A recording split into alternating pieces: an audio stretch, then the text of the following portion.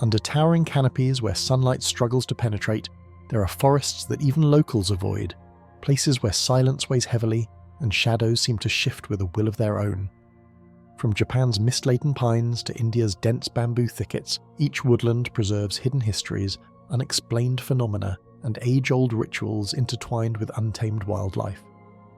Within these spaces, the air is thick with tension, trails twist unpredictably, and faint mysterious sounds hint at secrets yet to be revealed. Venture with us through shadowed groves where every light and shadow unveils enigmas that dwell beyond ordinary perception. Aokigahara Forest, Japan.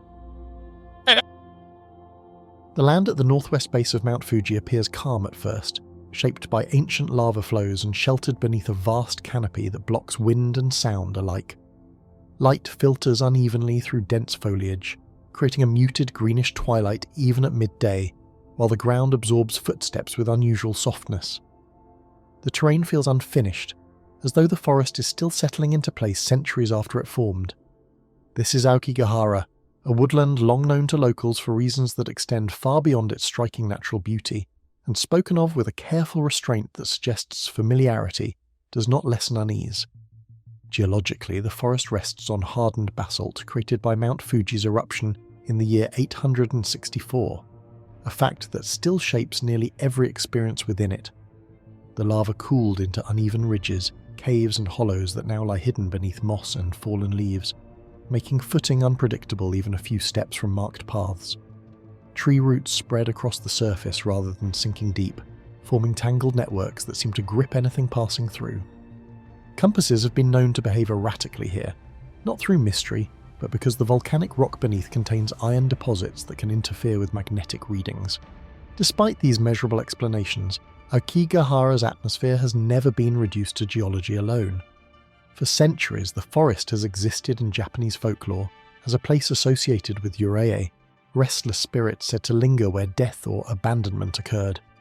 Historical records and oral tradition suggest that, during periods of famine, some families practiced ubersuit, the act of leaving elderly relatives in remote places to die, though historians debate how widespread the custom truly was.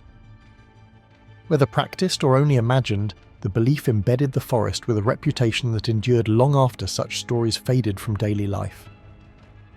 Modern recognition of Aokigahara intensified during the 20th century, when the forest became associated with an increasing number of suicides.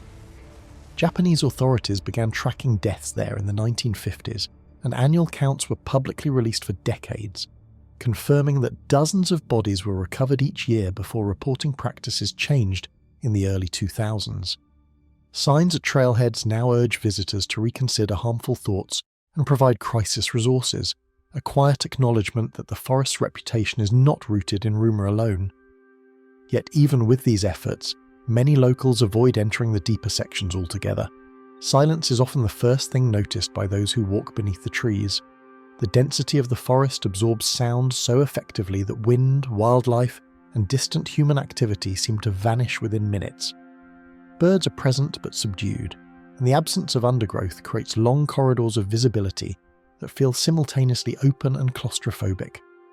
Experienced hikers report losing their sense of direction despite remaining close to trails, not because the forest shifts, but because visual landmarks repeat themselves endlessly.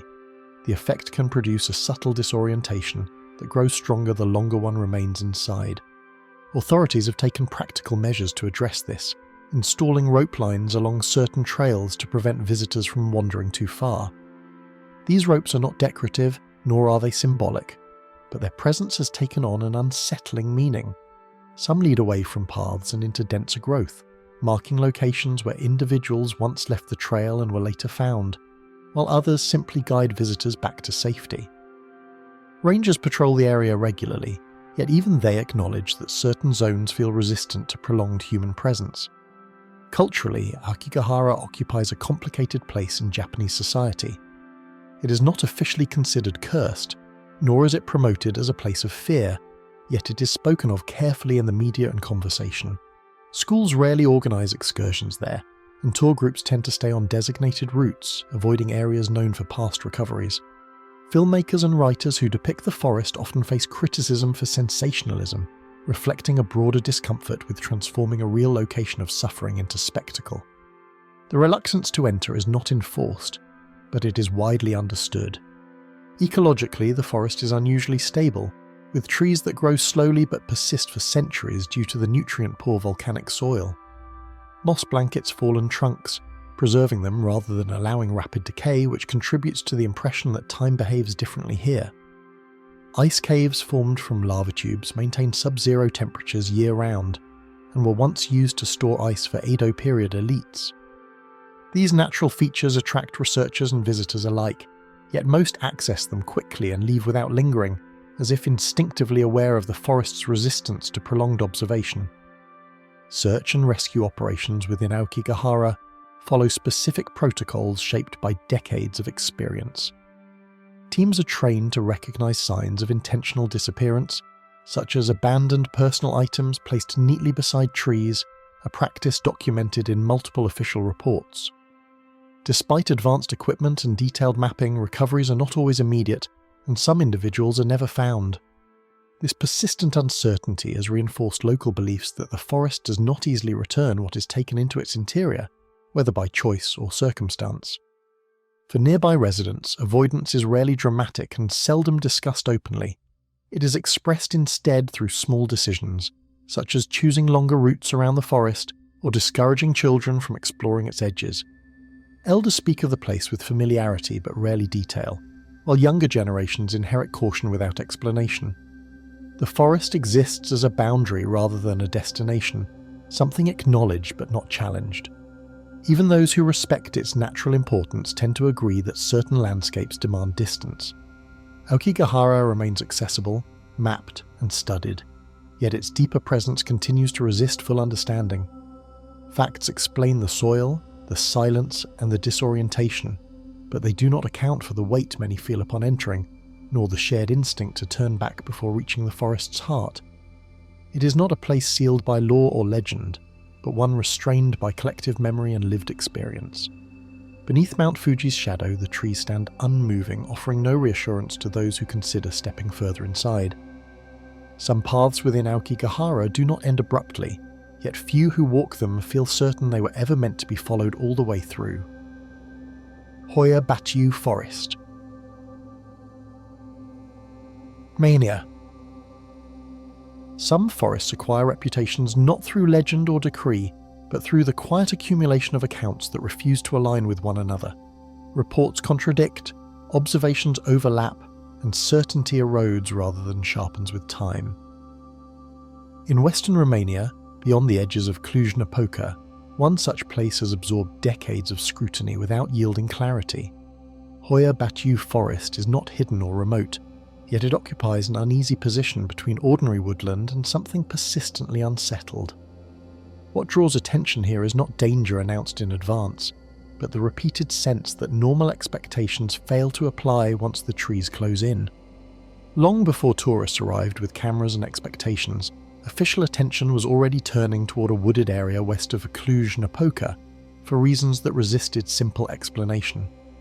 In 1968, Romanian biologist Alexandru Sift photographed an unexplained aerial object above the forest, an image later circulated beyond the country's borders. The photograph did not offer proof of anything extraordinary, yet it marked a turning point, transforming local unease into documented curiosity. From that moment, Hoia Baciu became a subject of investigation rather than rumour, examined not only by enthusiasts but by academics and journalists attempting to reconcile observation with explanation. Near the forest interior lies a circular patch of ground that appears less like a clearing and more like an interruption. Grass grows unevenly here, and vegetation struggles in ways that contrast sharply with the surrounding forest floor. Soil samples have been taken repeatedly, with no definitive conclusion explaining the lack of growth. The area is easily accessible, yet many visitors hesitate before stepping into it, pausing as if the space itself imposes restraint. Locals often refer to it simply, without embellishment, as a place where nothing seems to behave as it should. Those who speak most cautiously about the forest often do so after leaving it, struggling to describe sensations that did not fit the length or difficulty of their visit. Accounts frequently mention headaches, nausea, anxiety, or a vague sense of pressure that fades once the forest is behind them. Some visitors report losing track of time, believing they spent minutes inside, only to discover hours had passed. These claims vary in detail and intensity, yet their persistence across decades has kept them from being dismissed outright, even as explanations remain elusive. Efforts to quantify what occurs beneath the canopy have produced measurements, charts, and reports that share one persistent feature: inconsistency. Investigators have monitored electromagnetic activity, temperature fluctuations, and soil composition, sometimes noting anomalies and sometimes finding nothing unusual at all. No single pattern is held across studies, and results often conflict depending on location and timing. This lack of reproducibility has frustrated researchers who expected clarity through data. Instead, the forest offers moments that appear measurable, followed by long stretches that yield only ordinary readings. Archival records from Cluj-Napoca reveal that the forest has also been the site of controlled group experiments rather than isolated observation. During the 1970s and 1980s, Romanian researchers conducted overnight monitoring sessions involving multiple participants placed at measured distances from one another. Some participants reported localized sensations, while others nearby experienced nothing unusual, despite identical conditions. These uneven responses complicated efforts to attribute experiences to environmental factors alone. Official summaries from these sessions emphasized not dramatic outcomes, but the difficulty of correlating subjective reactions with physical data, reinforcing the forest's reputation as a place where cause and effect fail to align cleanly. In nearby villages, avoidance of the forest is expressed less through warning than through routine, as paths simply bend away from its edges. Residents rarely speak dramatically about Hoia Baciu, yet few describe entering it for leisure. The caution is practical rather than theatrical, shaped by familiarity rather than fear. Children are discouraged from wandering there alone, and nighttime visits are uncommon. This restraint does not stem from official restrictions, but from an inherited understanding that the forest is better acknowledged at a distance than tested through repeated entry. Even in full daylight, the trees themselves draw attention for reasons unrelated to darkness or imagination. Many trunks appear twisted or bent at sharp angles, creating shapes that feel unnatural when viewed in clusters. Botanists have suggested historical coppicing practices as a partial explanation, noting that trees cut and regrown can develop distorted forms. While this accounts for some growth patterns, it does not fully explain the visual impact of entire sections where uniform distortion replaces variation. The effect reinforces the sense that the forest resists easy categorization. As the forest's reputation spread beyond Romania, its image began to fracture into exaggeration, skepticism, and spectacle. Television programs and online videos amplified claims of paranormal activity, often stripping them of context or restraint. Local researchers have criticized these portrayals for overshadowing genuine unanswered questions with sensational framing. Yet even as exaggeration diluted credibility, it failed to erase the core issue. Documented anomalies still lacked resolution. The forest became famous and misunderstood at the same time, a contradiction that mirrored the uncertainty at its center. Researchers who return to the site often do so expecting familiarity, only to encounter the same absence of pattern that drew them there initially.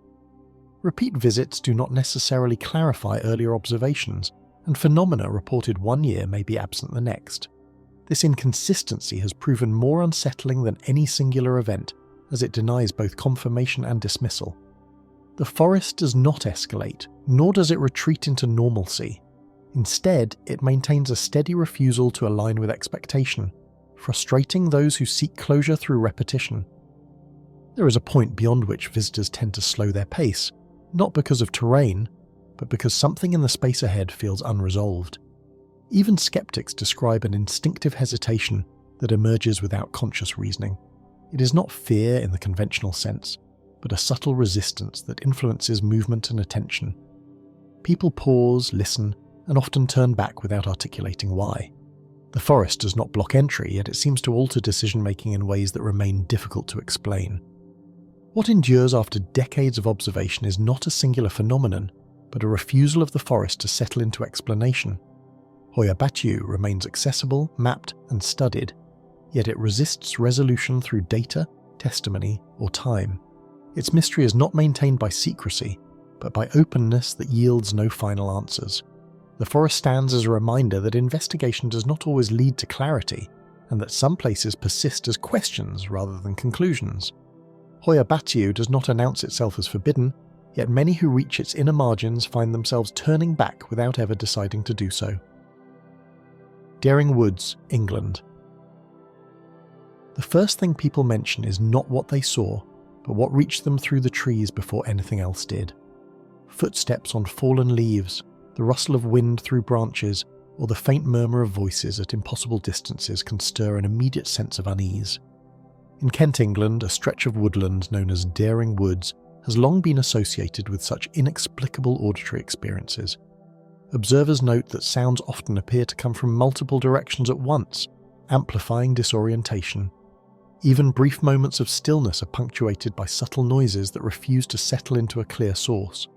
For as long as nearby villages have carried names and boundaries, stories about unexplained sounds have followed this woodland. Referred to in local accounts as the Screaming Woods, it appears in parish records and newspaper clippings dating back to the early 19th century. Farmers and residents frequently noted sudden shrieks, cries, or laughter drifting through the trees without any identifiable origin. These mentions are sparse, factual, and unembellished, appearing more as observations than folklore. The repetition across decades suggests a long-standing phenomenon, documented without exaggeration, which continues to intrigue researchers and locals alike. Sound behaves differently once the path narrows and the trees begin to close ranks. Oak, ash, and beech trees grow densely here, creating natural corridors where echoes multiply and distort. Even wind passing through branches can create a rhythm resembling distant voices. Soil and topography contribute to the effect. Uneven ground absorbs footsteps in some areas, while hollows amplify even minor noises. Environmental factors explain some reports, yet they cannot account for the specificity of screams described by multiple visitors. Acoustic behavior in Daring Woods demonstrates that the forest itself shapes perception, creating moments where the ordinary becomes uncomfortably ambiguous. Descriptions given by separate visitors often return to the same limited vocabulary, despite the absence of any shared reference point. Accounts collected over decades include terms such as screaming, shrieking, calling, and pleading, with each person insisting the sound felt immediate and close yet untraceable. Some report hearing voices calling names, even though the names belong to strangers. These repeated descriptions occur in both daytime and nighttime visits. Many witnesses are careful to note that they observed no movement, no human figures, and no explanation. The consistency lies in experience, not evidence, which heightens the forest's enigmatic reputation. What complicates every account is the lack of any corresponding incident that might explain the noise. Police reports and local council records show that authorities occasionally responded to complaints searching for injured hikers or stray animals, but found nothing unusual. No missing persons were ever linked to the sounds, nor were signs of natural hazards apparent. In a 1975 police survey, officers confirmed that repeated patrols produced no consistent phenomena, leaving them with unanswered questions. The absence of evidence reinforces the mystery rather than diminishing it, suggesting the source of the sounds may be environmental, psychological, or something else entirely that remains unexplained. Local avoidance of the area rarely comes with explanation, emerging instead through small, repeated decisions. Families teach children to walk along nearby roads instead of cutting through the woods. Hikers and cyclists often choose routes around its edges, and nighttime visits are exceptionally rare.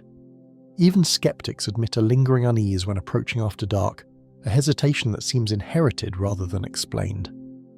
This quiet avoidance does not prevent access or scientific study, but marks the forest as a space that commands subtle respect. Generations of such behaviour reinforce the forest's presence as a psychological threshold more than a physical barrier. During daylight hours, the forest presents itself without urgency or threat. Sunlight filters through branches onto uneven paths, birds move through the canopy, and the wind carries leaves along the forest floor. Visitors often report uneventful walks during the day, yet they remain alert to sounds that seem out of place. Researchers studying local flora note that the forest's plant diversity is typical for the region, with oak and hornbeam dominating. These ordinary features contrast with the persistent auditory anomalies, emphasizing that mystery in Daring Woods lies not in what can be seen, but in what is heard. Attention from outside the region arrived long after the warnings were already in place. Paranormal researchers, ghost tour operators, and amateur documentarians began visiting in the late 20th century, recording audio and occasionally video in search of evidence. Several online databases archive first-hand accounts and attempted recordings of unexplained sounds. Importantly, modern attention has highlighted the forest's consistency.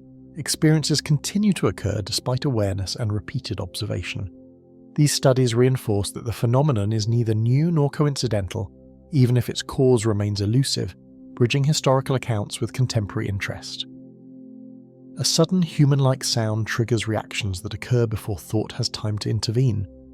Visitors instinctively freeze, pause, or turn toward the noise, even when the forest appears empty. Physiologists note that the human response to unexpected sounds, heightened heart rate, alert posture, and increased perception may amplify the effect. Yet in Daring Woods, the combination of perception, environment, and repetition seems particularly acute.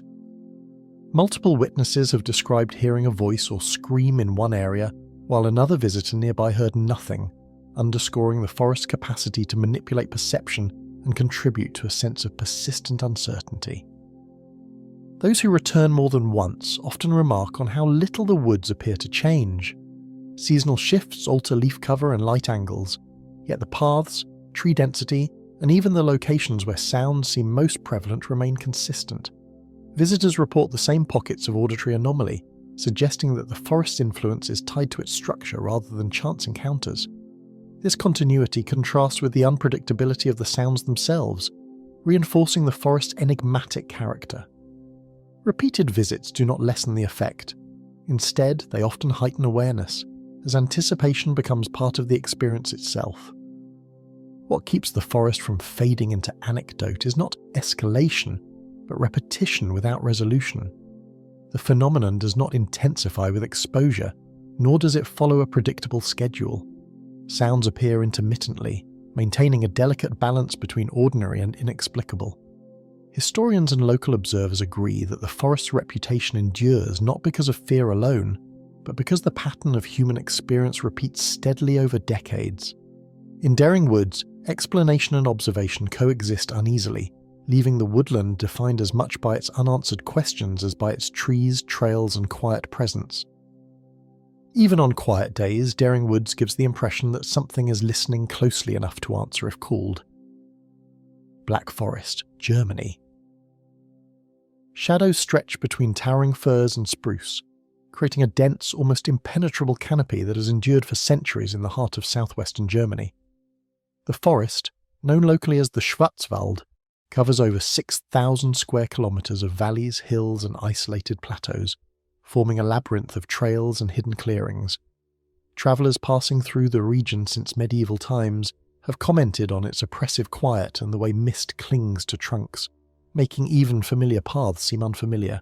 The sheer scale of the forest fosters a sense of timelessness, as if centuries of growth and decay continue largely untouched by human hands. Chroniclers of the Middle Ages noted the forest's vastness and isolation, marking it on maps as a place both feared and revered. In documents from the 12th and 13th centuries, travellers described dense, unbroken woods that hindered passage between settlements, while local monasteries recorded warnings about disorientation and lost livestock. Some maps labelled the area with cautionary notes, suggesting danger without explanation, hinting at stories passed down orally that were never fully documented. Even early forest laws reflect recognition of its challenging terrain and unpredictable conditions, blending practical guidance with acknowledgement of the forest's mysterious character. Legends of witches, forest spirits, and dwarves were woven into the cultural memory surrounding the woodland, recorded in manuscripts that survive to this day. Tales of women accused of sorcery hiding in remote hollows or of mischievous forest beings disorienting travellers were common in Black Forest villages. These stories were not idle fantasy. They shaped behaviour, guiding travel, hunting, and woodcutting. Folktales such as those collected by the Brothers Grimm or in regional oral traditions reference particular clearings and valleys, embedding mystery into the landscape itself. In this way, myth and environment coexisted, each lending weight to the forest's reputation as both enchanting and perilous. Moss-covered ravines and hidden clearings create pockets where light and sound behave unpredictably, giving even ordinary paths an otherworldly quality. Ancient trees, some centuries old, dominate the understory, their trunks warped by uneven soil and competition for sunlight. Seasonal fog accumulates in depressions, and wind passing through the canopy carries branches together with distant sounds, producing illusions of voices or movement. Streams running through narrow gorges reflect and distort both sight and sound. Such features are well documented by ecologists and geographers, yet they contribute to a perception of disorientation, amplifying the forest's mysterious character without needing supernatural explanation. Historical records recount travellers who became disoriented within the forest, some failing to return, while local archives note accidents tied to its rugged terrain. Journals from the 17th and 18th centuries describe merchants and hunters who vanished in dense sections of the forest, occasionally rediscovered days later, weakened or confused. Villagers reported finding livestock in unexpected clearings or unmarked trails leading nowhere, underscoring the forest's unpredictability. Even modern search and rescue reports acknowledge that the Black Forest's steep slopes, sudden ravines, and dense undergrowth present challenges, demonstrating that its mysterious reputation is grounded as much in natural hazards as in myth or legend. Villagers historically avoided certain trails, leaving them overgrown and untravelled, a practice that continued quietly across generations without explanation. Paths near deep ravines, dense groves, or particularly mist-prone areas were often bypassed entirely. Oral tradition emphasised these silent routes as places to be passed around rather than through, creating unspoken boundaries that guided travel and forest use. These habits persisted into the 20th century, influencing forestry practices and local culture. While many of these paths were eventually mapped, the behaviour endured, reflecting a mixture of practical caution and inherited unease, reinforcing the forest's identity as both familiar and unknowable. In the 19th and early 20th centuries, explorers, geographers and botanists mapped the terrain, catalogued flora and studied wildlife, yet the forest still yielded mysteries. Scholars such as Alexander von Humboldt's contemporaries documented unique plant species, endemic beetles and rare birds, yet even they noted unusual forest phenomena, pockets of unusually silent air, trails that seemed to shift with seasonal erosion, and groves where sunlight barely penetrated for decades. Their observations remain part of scientific literature, demonstrating the forest's ecological richness while leaving unanswered the questions that continue to inspire legend and local awe. Writers and poets have long drawn inspiration from the Black Forest, embedding its enigmatic character into German literature, travelogues, and folklore without exaggeration. Romantic authors of the 19th century often referenced its thick canopy and hidden valleys, framing them as spaces where human understanding meets limits. Travel journals describe both its beauty and its capacity to unsettle, emphasizing the forest's scale, isolation, and unpredictability. Such cultural portrayals shaped perceptions beyond local communities, making the forest a symbol of both mystery and endurance. The literary lens does not create the forest's secrets, but preserves them, ensuring that curiosity endures alongside its natural and historical reality.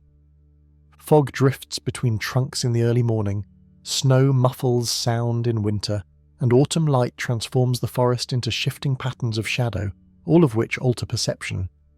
These seasonal changes have been documented by meteorologists, ecologists, and forest managers, confirming that atmospheric conditions dramatically influence visibility, sound propagation, and navigation. Travellers note that mist can obscure paths completely within minutes, while falling leaves conceal uneven ground.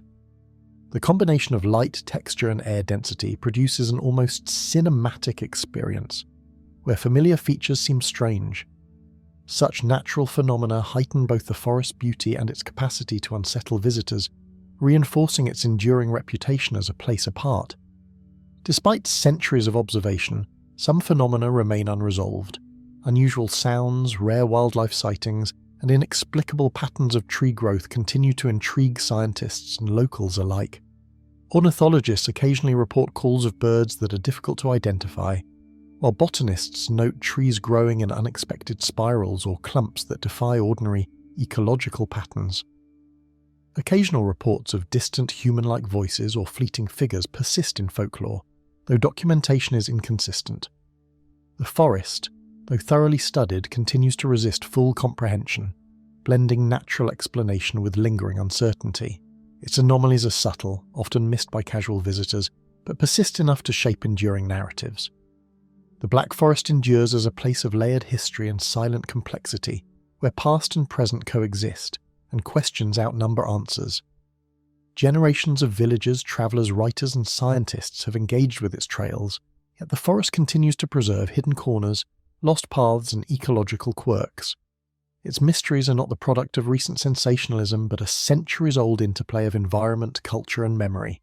Each layer of observation reveals detail without exhaustion, leaving gaps for imagination and careful study alike. The forest's identity is defined not solely by what occurs within it, but by what continues to resist explanation over time. Even today, wandering beneath its ancient canopy, it is impossible not to feel that the forest remembers far more than it reveals. Freetown Fall River State Forest, United States. Thick pines rise above wetlands where mist clings to still ponds, and narrow trails wind between marshy expanses that have long confounded travellers in southeastern Massachusetts. The Freetown Fall River State Forest stretches across more than 5,000 acres of woodlands, bogs and small streams, creating a patchwork of dense growth interrupted only by occasional dirt roads and abandoned logging paths. Even during the day, the forest can appear otherworldly as fog drifts low over the surface of ponds and sunlight filters through this canopy in irregular shafts. The terrain encourages quiet observation, but also fosters disorientation for those unfamiliar with its subtle contours. Colonial records reveal that early European settlers found the forest difficult to navigate, while Native American tribes used its swamps and rivers as both shelter and territory. Archaeological surveys indicate that Wampanoag people hunted and foraged within these woods, creating temporary camps along ridges and water sources. Settlers recorded narrow clearings, hidden bogs, and areas prone to flooding that made long journeys through the forest arduous. Over time, paths were cut to facilitate logging, yet many of the densest areas remained untouched. These historical accounts highlight the forest's enduring capacity to challenge human movement and understanding, marking it as a landscape both useful and intimidating. Stories of vanishing hunters and strange lights have circulated in surrounding towns for generations, forming a folklore that has shaped local perception of the forest. Residents have long spoken of unexplained figures glimpsed at dusk, faint whispers among trees, and glowing lights above marshes that disappear when approached. Some narratives recount individuals who wandered off trails only to reappear hours or days later, with no memory of their path. Newspapers from the mid-20th century occasionally recorded reports of missing campers or hunters, though many cases were resolved with mundane explanations. Still, the accumulation of these stories contributes to the forest's reputation as a place of subtle, persistent mystery. Sphagnum bogs, hidden sinkholes and dense underbrush create areas where sound and sight are distorted, giving the impression that the forest is subtly shifting around its visitors. Trails can suddenly narrow, and familiar landmarks appear unfamiliar after only a few steps. Wetlands amplify the sound of dripping water, while dense vegetation absorbs footsteps, making it difficult to gauge distance or direction. Certain depressions collect fog that hovers near the ground, obscuring vision and muffling sound. Ecologists note that these environmental features are entirely natural, yet they combine to produce a sensation of disorientation, an effect consistently reported by hikers and foresters who enter the deeper sections of the forest. Local police and newspapers documented several disappearances in the late 20th and early 21st centuries, none of which yielded clear explanations despite extensive searches. Missing persons reports often involve hikers who failed to return from day trips or hunters who wandered off marked trails. Search and rescue operations, sometimes involving helicopters and canine units, occasionally locate the missing, but in some cases individuals were found disoriented or in areas seemingly inaccessible from their starting point. Although the incidents are infrequent relative to the forest's size, each disappearance reinforces the forest's enigmatic character. The The mixture of verifiable cases and incomplete explanations sustains both caution and fascination among locals. Families and outdoor enthusiasts have learned to avoid certain sections of the forest, passing down warnings and unspoken rules that define which paths are safe. Residents speak of silent corners, areas seldom traversed where vegetation grows thick and the terrain is uneven. Generational guidance emphasizes caution near swampy ridges and remote ponds, teaching children to stay on main trails or avoid the forest during inclement weather. Hikers respect these practices, noting that even experienced visitors can become disoriented in less traveled areas. These behavioral patterns reveal how human perception and environmental knowledge intertwine, shaping interactions with the forest across decades while reinforcing its aura of subtle menace. Environmental scientists and state foresters have mapped the terrain, catalogued plant and animal life, and monitored seasonal flooding, yet some areas remain inaccessible or difficult to study. Surveys document white pine, red oak, and cedar swamps, along with a rich diversity of ferns and mosses. Wildlife includes white-tailed deer, coyotes, and a variety of amphibians adapted to wet conditions. Despite extensive ecological knowledge, areas of dense thickets, peat bogs, and unmarked ridges resist detailed study. Researchers note that the forest complexity challenges navigation and measurement, underscoring the difficulty of fully comprehending its scope and subtly reinforcing the sense that the land retains secrets beyond human oversight. Hikers report feeling a profound stillness in certain hollows, where the air seems heavier and familiar sounds fade, producing an unsettling sense of isolation. Even in broad daylight, these pockets of the forest appear paused, as if time slows in the dense vegetation. Leaves fall silently, water runs quietly, and distant bird calls are muffled by the canopy. Visitors describe moments where sudden movement, such as a snapping twig, feels magnified and alarming. Such experiences are subjective yet repeated, suggesting that the forest's structure and acoustics create natural conditions for heightened awareness and unease, leaving the observer both fascinated and cautious. Autumn fog settles in layers above the swamps. Summer thunderstorms transform trails into streams, and winter snow muffles every footstep, all of which intensify the forest's elusive character. Seasonal variations affect visibility, sound, and movement, altering even familiar routes in dramatic ways. Rainwater can erode paths or conceal fallen logs, while leaves in fall create a patchwork of colour that masks depressions and uneven terrain. Winter ice and snow introduce further hazards, slowing navigation and disorienting visitors. These environmental conditions reinforce the forest's reputation for unpredictability, demonstrating that the mystery is embedded not only in history and folklore, but in the physical landscape itself. Writers, local historians, and amateur documentarians have chronicled the forest in books and online archives, framing it as a place where history and mystery intertwine. Articles discuss missing persons cases, colonial-era activity, and Native American use, alongside legends of strange lights and unexplained sounds. Travel blogs and local publications often caution visitors to respect the forest's complexity while acknowledging its allure. This documentation, while factual, preserves the forest's aura of subtle menace, showing that fascination with the forest is as much cultural as it is environmental.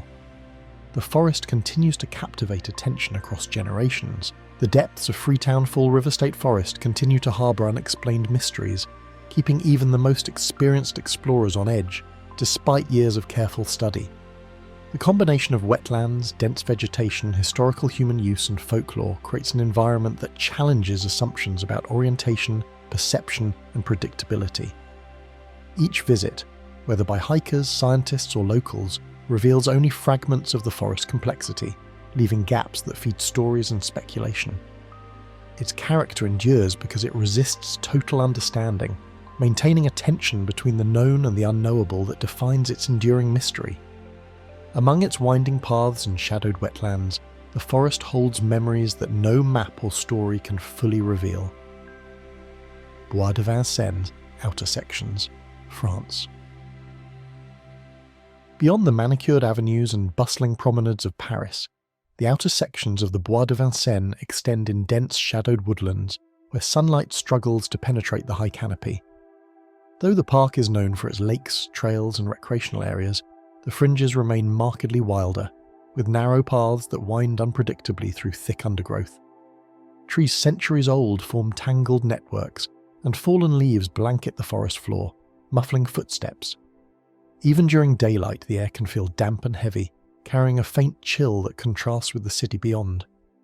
For those who venture here, the forest conveys a sense of isolation unusual for such proximity to urban life. Originally established as royal hunting grounds under Louis XIV, these parts of the forest retain traces of landscape paths, game enclosures, and centuries-old stone markers that hint at their historical purpose. Maps from the 17th and 18th centuries indicate cleared trails for hunting parties, alongside denser zones left deliberately untouched.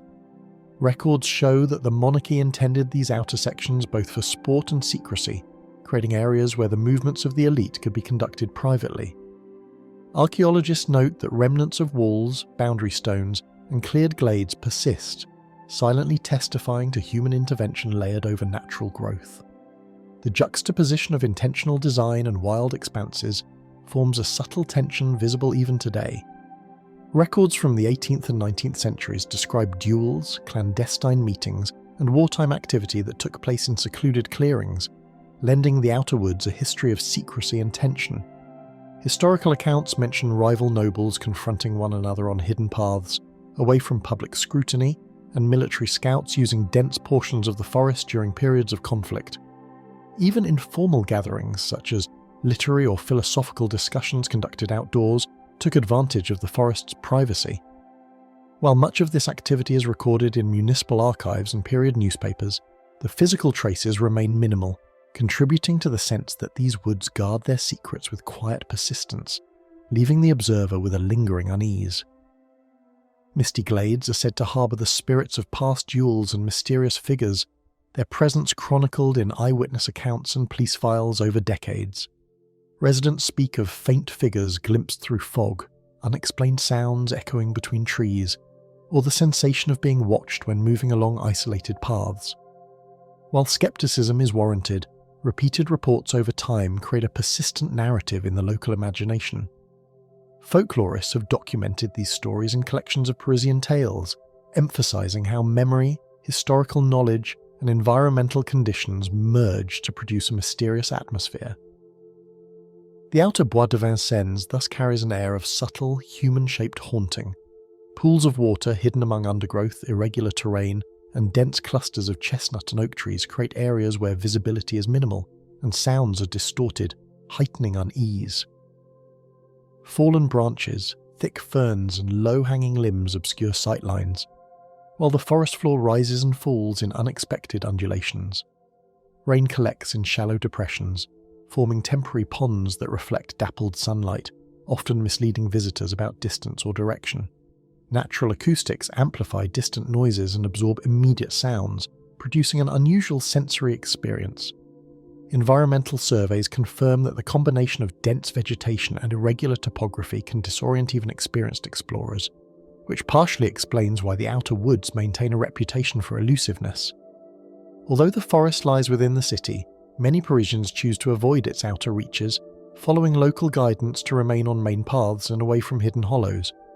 Local guides and hiking groups caution newcomers about uneven paths and areas prone to flooding, as well as locations historically associated with reported disturbances. Schools and youth organisations sometimes emphasise safety, teaching children to remain on maintained trails. This cautious approach has persisted for decades, creating an unspoken agreement to respect the forest's less travelled zones. The avoidance behaviour subtly reinforces the wood's mystique, ensuring that portions remain relatively untouched and that the forest retains its enigmatic character amid the city's bustle. Police records and municipal reports document disappearances, occasional disturbances, and emergency interventions, though most incidents remain unexplained and reinforce the forest's secretive reputation. Missing person cases often involve hikers or joggers who fail to return from brief excursions, prompting organised searches. Some individuals are found disoriented, while others remain temporarily unaccounted for, contributing to ongoing speculation. Fire and police departments occasionally report calls about strange sounds or movement in wooded areas. While no pattern has been established, These verified incidents add factual weight to the forest's folklore, blending documented occurrences with lingering questions that encourage both caution and curiosity among those who visit. While city forestry and environmental teams have documented flora and fauna, mapped terrain and monitored watercourses, pockets of dense vegetation remain largely inaccessible. The woods contain mature stands of chestnut, oak and sycamore, alongside wetland species such as willows and alders near ponds and streams. Wildlife includes foxes, herons, and a variety of amphibians adapted to wet conditions. Researchers note that seasonal flooding, thick undergrowth, and restricted paths limit systematic observation, leaving gaps in knowledge. Even scientific attention cannot fully penetrate these remote corners, preserving the forest's aura of mystery, despite comprehensive mapping efforts and public accessibility in other areas. Autumn fog thickens along narrow paths, winter snow muffles the forest sounds, and sudden summer storms transform the terrain, all contributing to its mutable, almost unpredictable character. Seasonal changes alter visibility, perception and trail conditions, complicating navigation and heightening a sense of isolation. Leaves in fall create a shifting camouflage ground, while ice and snow in winter obscure subtle depressions. Heavy rain transforms hollows into temporary streams, and lingering mist blurs contours. These environmental shifts provide natural explanations for some perceived oddities, yet their effect on human perception enhances the forest's enigmatic presence, reinforcing the impression that it exists partly beyond ordinary understanding. Writers, journalists, and local storytellers continue to chronicle the forest, portraying it as a space where historical layers and unexplained phenomena coexist just beyond the city's edge. Books and articles discuss royal hunting traditions, wartime use, and folklore alongside reports of odd sounds, lights, or shadows, creating a documented mixture of history and mystery. Online forums and local blogs preserve personal experiences, emphasizing both natural beauty and disquieting occurrences. Cultural portrayals ensure that the forest reputation persists in collective consciousness, providing context for both visitors and residents. In this way, the Outer Bois de Vincennes remains a living subject of curiosity and narrative exploration. Even with modern mapping, surveillance, and extensive historical study, the Outer Bois de Vincennes preserves an enigmatic atmosphere that challenges visitors and researchers alike. Paths appear familiar yet become disorienting when approached from different angles, and mist can conceal objects or movement entirely. Observers note that the forest seems to shift subtly with wind, light, and seasonal change, creating moments where time and perception feel altered. Despite decades of documentation and investigation, many areas resist full comprehension, allowing imagination, history, and environmental factors to converge in a way that continues to fascinate and unsettle. Within its shaded paths and hidden clearings, the forest keeps secrets that Paris itself can never fully illuminate. Epping Forest, England. Mist curls around the ancient oaks and beeches, while narrow trails weave through undergrowth so dense that daylight filters in fragmented patterns across the forest floor. Though located just on the edge of London, Epping Forest feels removed from urban life, with isolated clearings, twisting paths, and sudden rises in terrain that disorient visitors. The thick canopy muffles city noise, leaving only distant bird calls or rustling leaves to break the stillness. Even during midday, certain hollows remain dim and quiet, creating a sensation of solitude uncommon for a metropolitan area. For those who venture beyond main paths, the forest reveals a world both familiar and unsettling. Hidden glades and sprawling clearings host a remarkable diversity of flora and fauna, including veteran hornbeam, oak, and beech, alongside deer, foxes, badgers, and a variety of bird species. Ecologists note that many of these populations have adapted to centuries of human presence while maintaining natural behaviours. Moss and fungi carpet the forest floor, particularly in damp hollows where light rarely penetrates.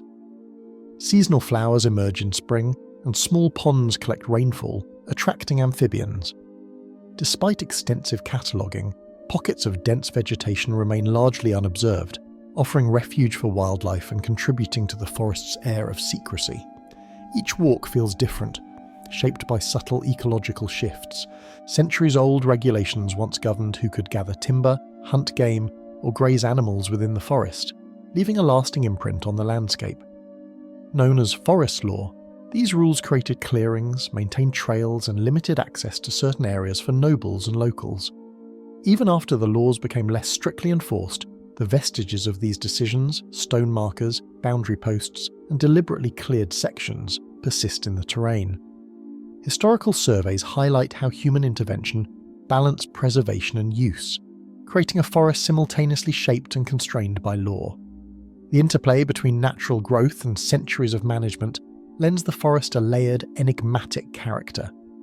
Evidence of past civilizations emerges in the form of burial mounds, Roman road fragments, and scattered flint tools, indicating that Epping Forest has been a stage for human activity for millennia. Archaeological studies have identified Bronze Age barrows and early Iron Age settlements hidden beneath the dense undergrowth. These artifacts suggest that even the least accessible areas were observed or traversed by ancient peoples.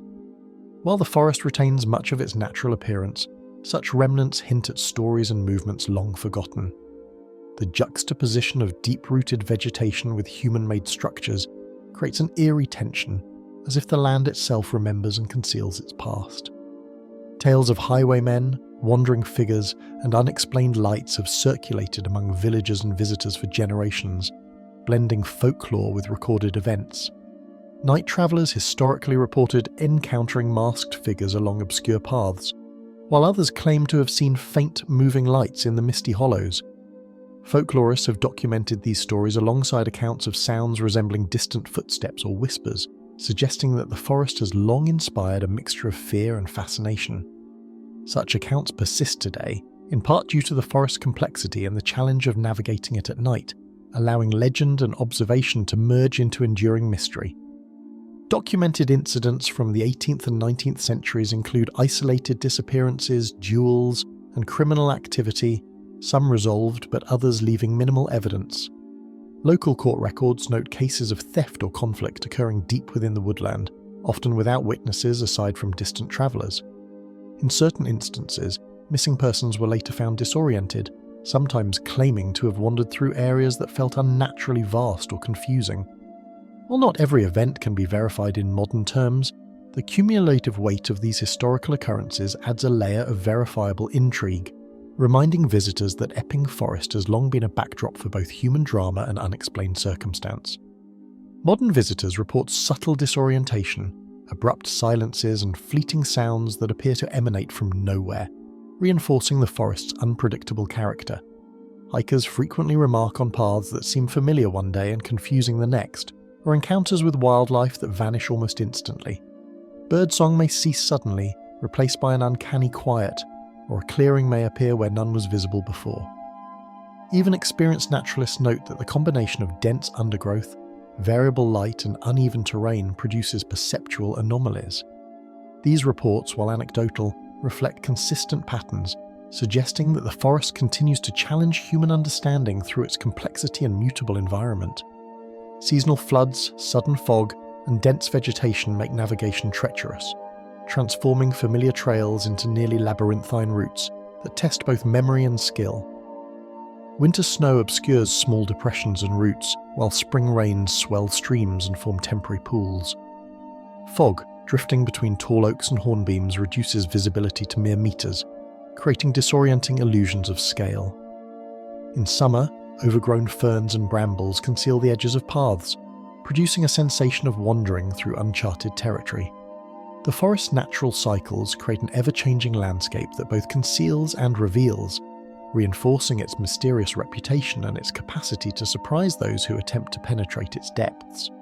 Community groups and conservation authorities manage public access, maintain paths, and conduct ecological monitoring, yet several remote sections remain largely untouched. Seasonal patrols, signage, and educational programs help visitors navigate safely, while volunteers work to preserve rare species and ancient trees.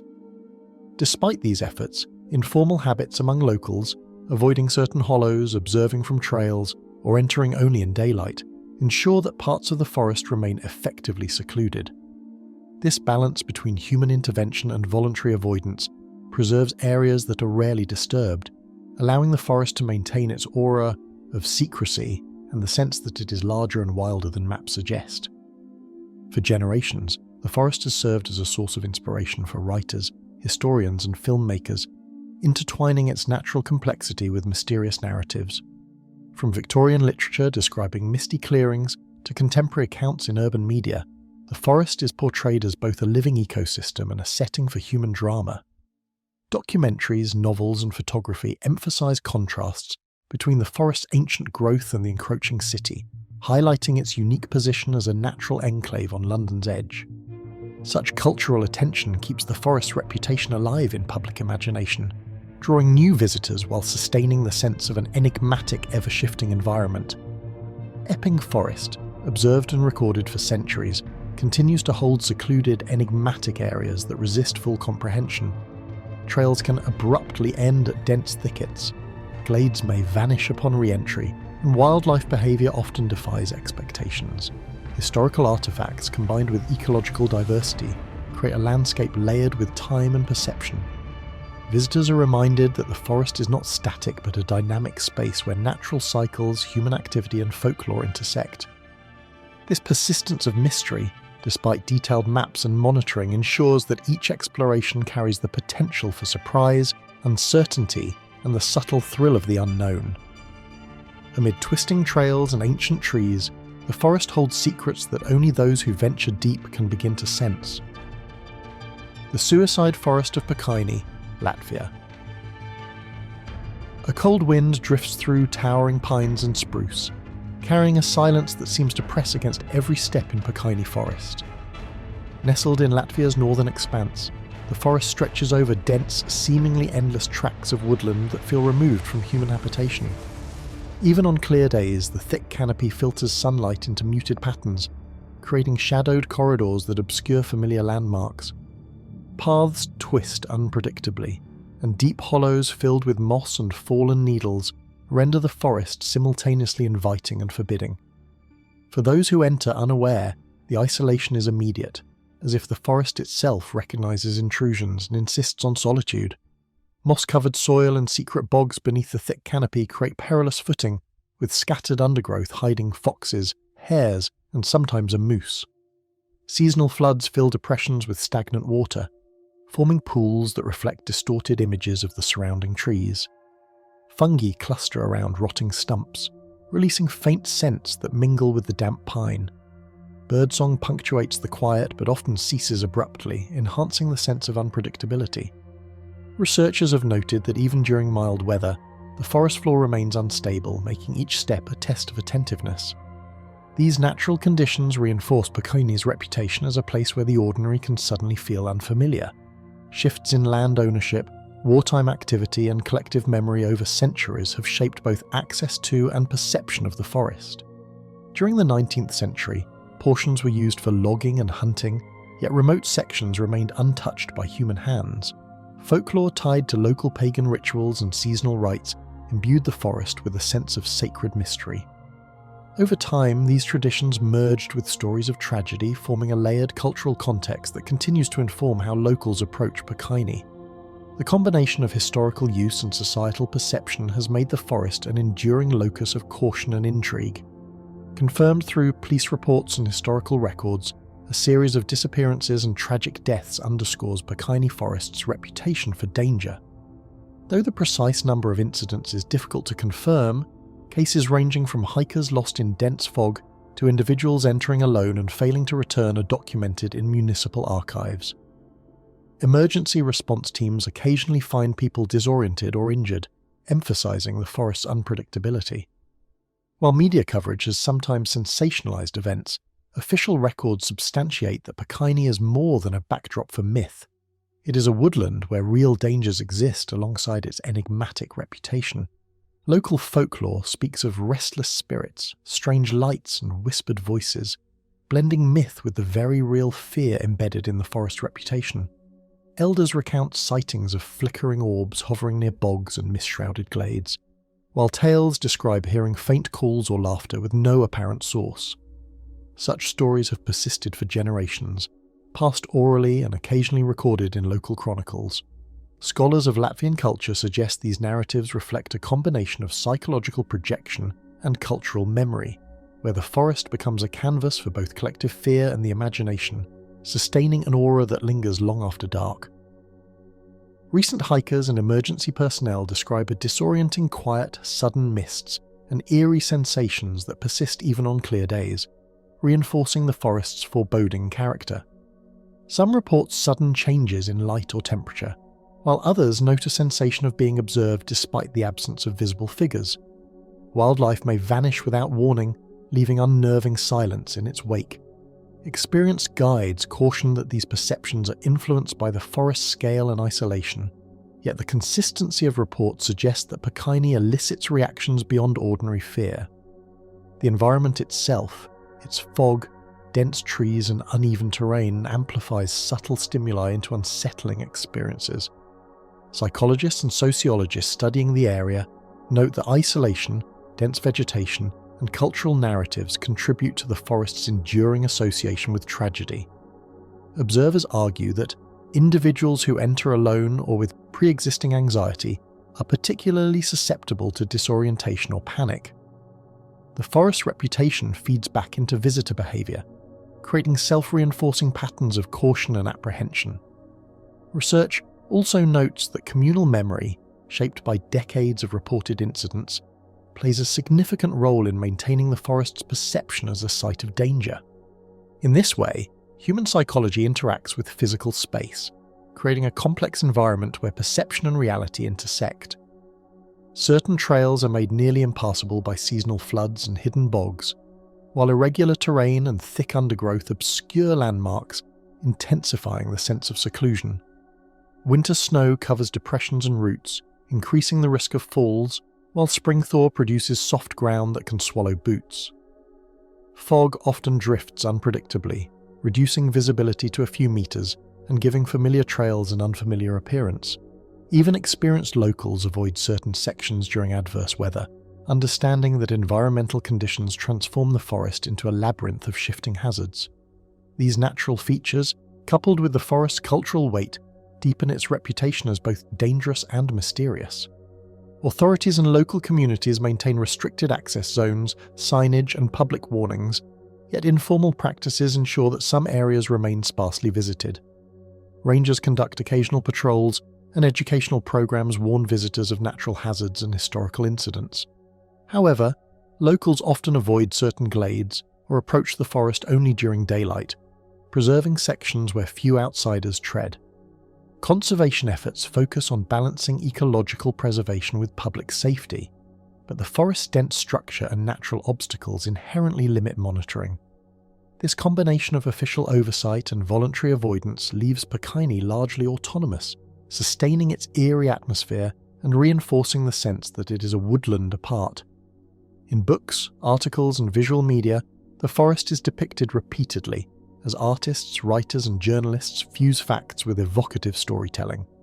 Photographers capture mist-laden trails and reflective bogs, while writers evoke the forest's isolation and historical weight in both fiction and reportage. Documentaries on Latvian culture often highlight Pokaini's natural beauty alongside its tragic reputation, producing a dual narrative of ecological wonder and human vulnerability. This continued representation ensures that the forest occupies a place in collective consciousness, a location where facts, myths, and perception coexist to maintain an aura of intrigue and melancholy. Secretive pathways, whispered stories, and shadowed glades mark Pokaini Forest as a place whose mysteries endure beyond centuries of monitoring. Even today, unfrequented areas remain inaccessible to casual visitors, and the forest's scale allows for experiences and phenomena that evade cataloguing. Seasonal changes, combined with fog, bogs, and dense conifers, create an environment that challenges both perception and memory. Coupled with the cultural and historical weight of past events, Pokaini retains a persistent, uneasy tension between human curiosity and natural seclusion. Each exploration reminds visitors that the forest preserves mysteries that cannot be fully explained or controlled. Even now, deep within its silent pines, the forest holds secrets that the living rarely glimpse but never entirely forget. Kowloon Hills Woodlands, Hong Kong. Concrete stairways and faded stone markers hint at the presence of Kowloon Hills woodlands, a forest tucked behind Hong Kong's densely populated districts yet seldom acknowledged by those passing nearby. Apartment towers rise only a short distance away, but once the paved paths end, the terrain shifts quickly into steep slopes and enclosed greenery.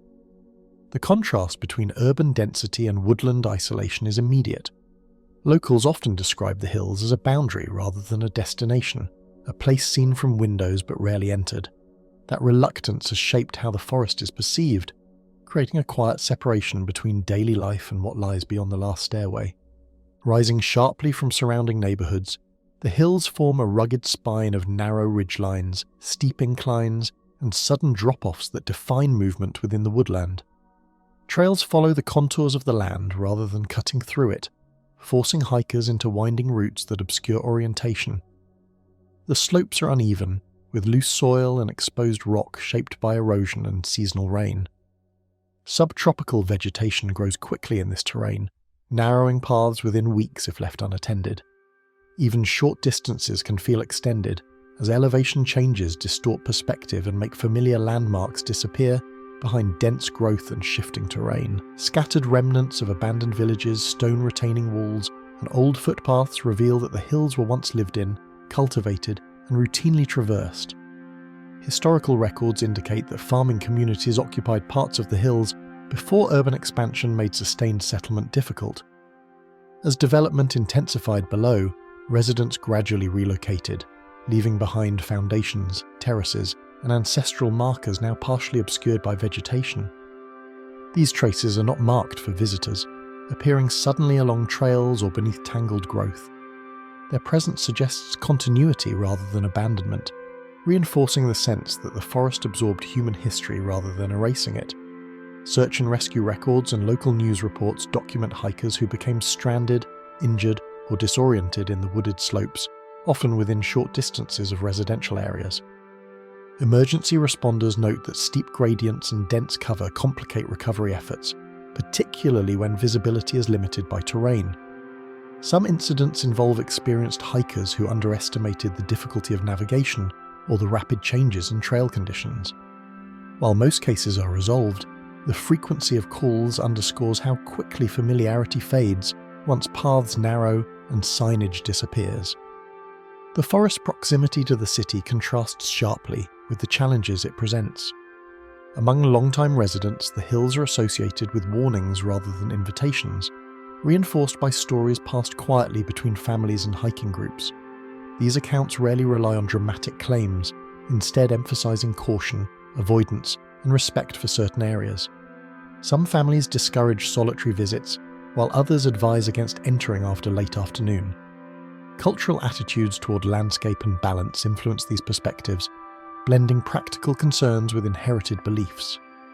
Over time, these informal rules shape collective behaviour, limiting exploration and preserving sections of woodland that remain rarely visited despite their closeness to major roads and housing estates. Accounts from park staff and regular trail users describe moments when familiar routes feel altered, distances seem extended, or sound behaves unpredictably along the wooded ridges. Voices may carry farther than expected, while nearby movement goes unnoticed until it is close. The forest topography affects acoustics, bending noise around slopes and gullies. Hikers sometimes report difficulty retracing their steps, even on routes they know well. These experiences are often attributed to fatigue or terrain, yet their consistency reinforces the impression that navigation here depends as much on attention as on physical markers.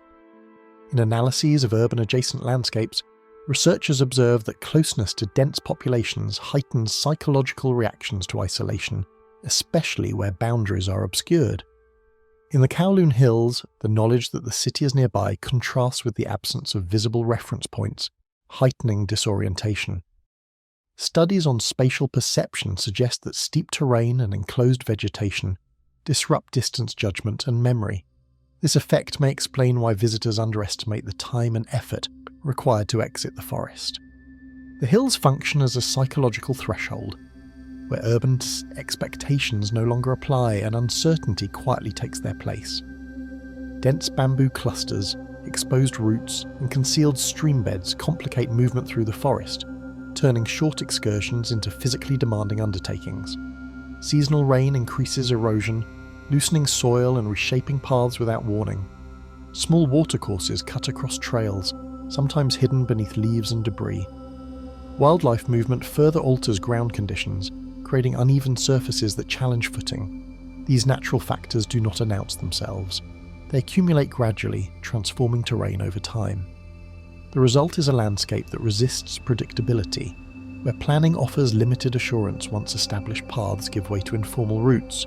Government agencies maintain official trails and signage in selected sections, while vast portions of the woodland remain without marked paths or routine oversight. Maintenance focuses on accessibility and safety near urban access points, leaving interior areas largely unmanaged.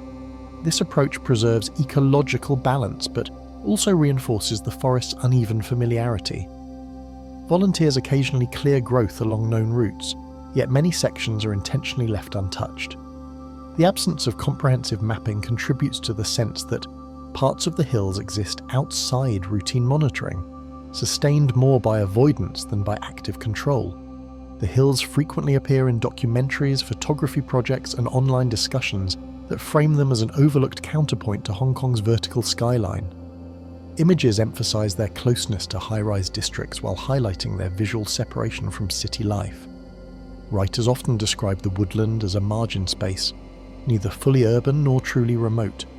This portrayal reinforces public curiosity without encouraging exploration. By remaining partially undefined, the hills maintain an identity shaped as much by suggestion as by experience, existing in contrast to the city's mapped and measured environments. Separated from the city by little more than roads and rail lines, the woodland persists as a place where time, orientation, and intention seem subtly misaligned. Paths lead away from visible structures with surprising speed, and signs of habitation fade without transition. What remains is not wilderness in the traditional sense, but a layered environment shaped by abandonment, regrowth, and restraint. The forest does not invite interpretation or explanation, it simply endures. Its presence challenges assumptions about accessibility and familiarity, reminding visitors that proximity does not guarantee understanding. What waits beyond the last visible trail is not necessarily danger, but the unsettling realization that something so close to the city can remain so profoundly unknown. Bialowieza Forest, Poland, Belarus. Long before modern borders, forestry laws, or conservation science existed, a vast tract of woodland remained standing while nearly every comparable forest in Europe was steadily erased. Across centuries of agricultural expansion, urban growth, and industrial demand, this landscape resisted transformation not through isolation, but through circumstance. The area that would later be known as Bialowieza Forest endured because it occupied a liminal space, too valuable to destroy, yet too complex to fully tame. Only later did scholars recognize that its survival was not accidental, but the result of overlapping human restraint, ecological resilience, and historical interruption. Documentation shows early human involvement, though unlike most landscapes altered by authority or commerce, the forest persisted due to restricted access. Medieval rulers of the Polish-Lithuanian Commonwealth designated it as a royal hunting ground, preserving vast swaths of woodland to protect game populations, particularly the European bison. Laws prohibited settlement, logging, and farming within its boundaries, creating an enforced absence of everyday human disturbance. While other forests were cleared to fuel economies, Bialowieza remained intact, protected not by environmental ethics but by political exclusivity and royal privilege. Centuries later, scholars arrived not with weapons or authority but with notebooks, measurements, and expectations that careful study would finally render the forest understandable. Early naturalists were struck by its structural complexity, towering oaks centuries old, interwoven with hornbeams, spruce, ash, and lime trees forming layered canopies rarely seen elsewhere. Many trees exceeded ages typical of managed forests, while fallen trunks were left to decay naturally. Researchers soon realized that Bialowieza did not conform to simplified ecological models.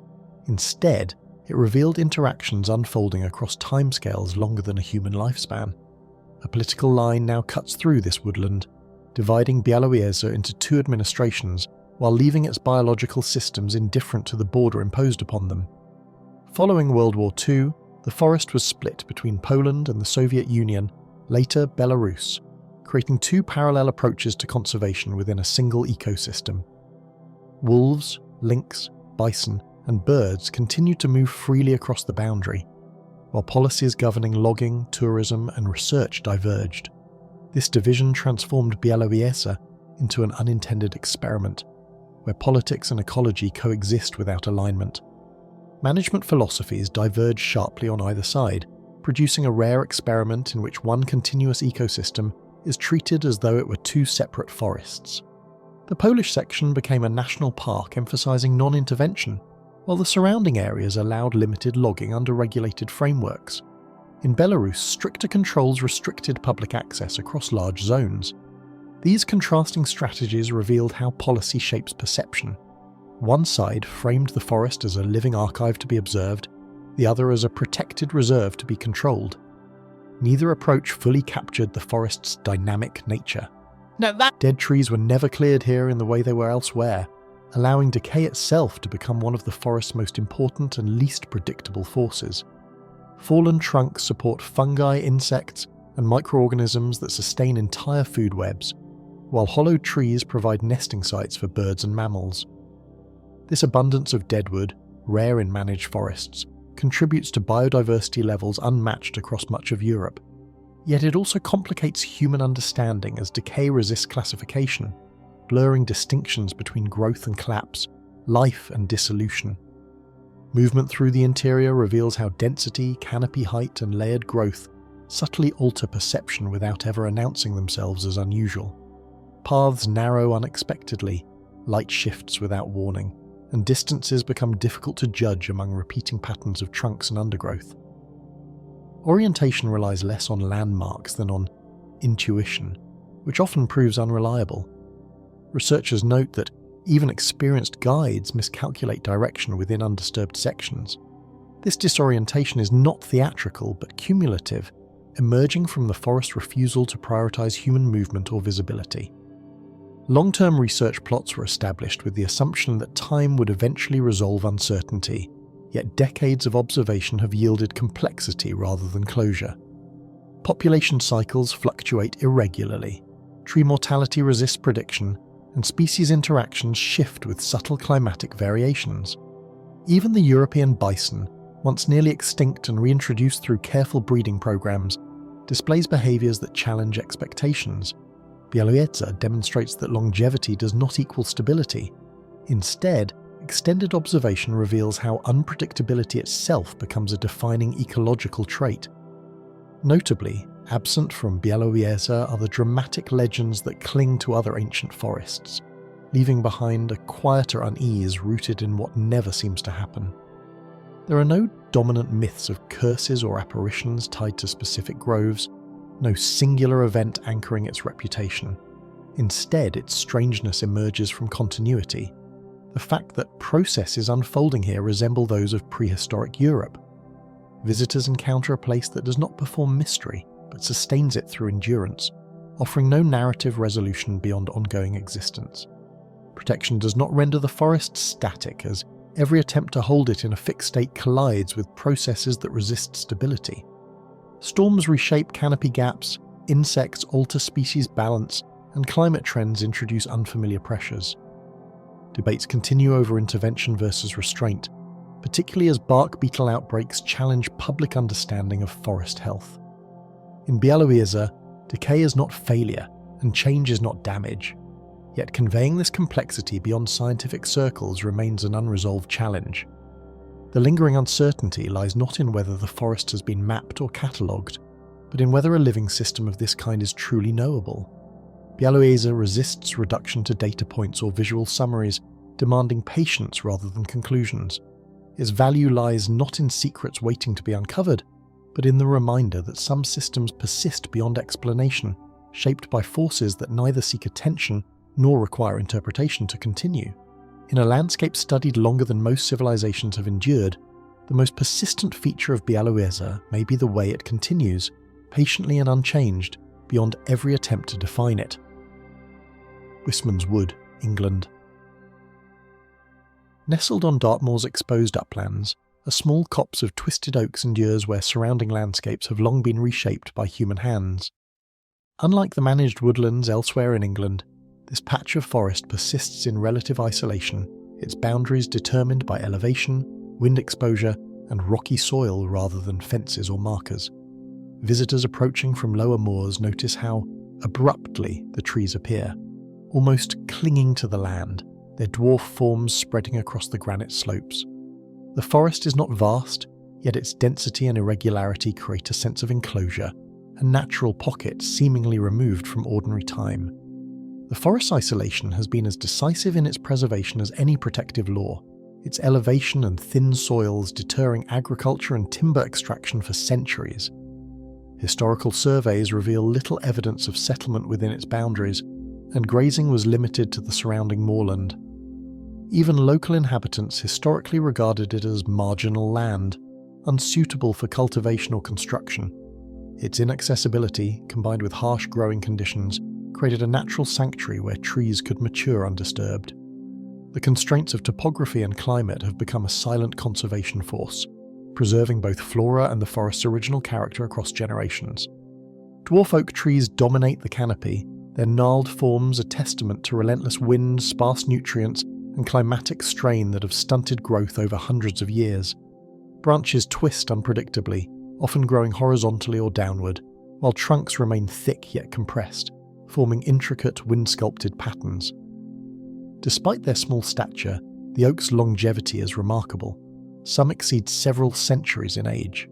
Their unusual morphology reflects both endurance and adaptation, suggesting resilience in the face of extreme environmental pressures. The visual effect is immediately striking, creating an impression that the forest has been meticulously shaped by an invisible hand over a prolonged, deliberate process. Beneath and around the trees, granite boulders form scattered clutter slopes, geological relics far older than the arboreal residents that cling precariously to them. These stones, remnants of ancient moorland formation, provide both shelter and anchor points for vegetation, influencing drainage and soil deposition patterns. Small depressions collect rainwater, allowing pockets of moss and hardy ferns to thrive.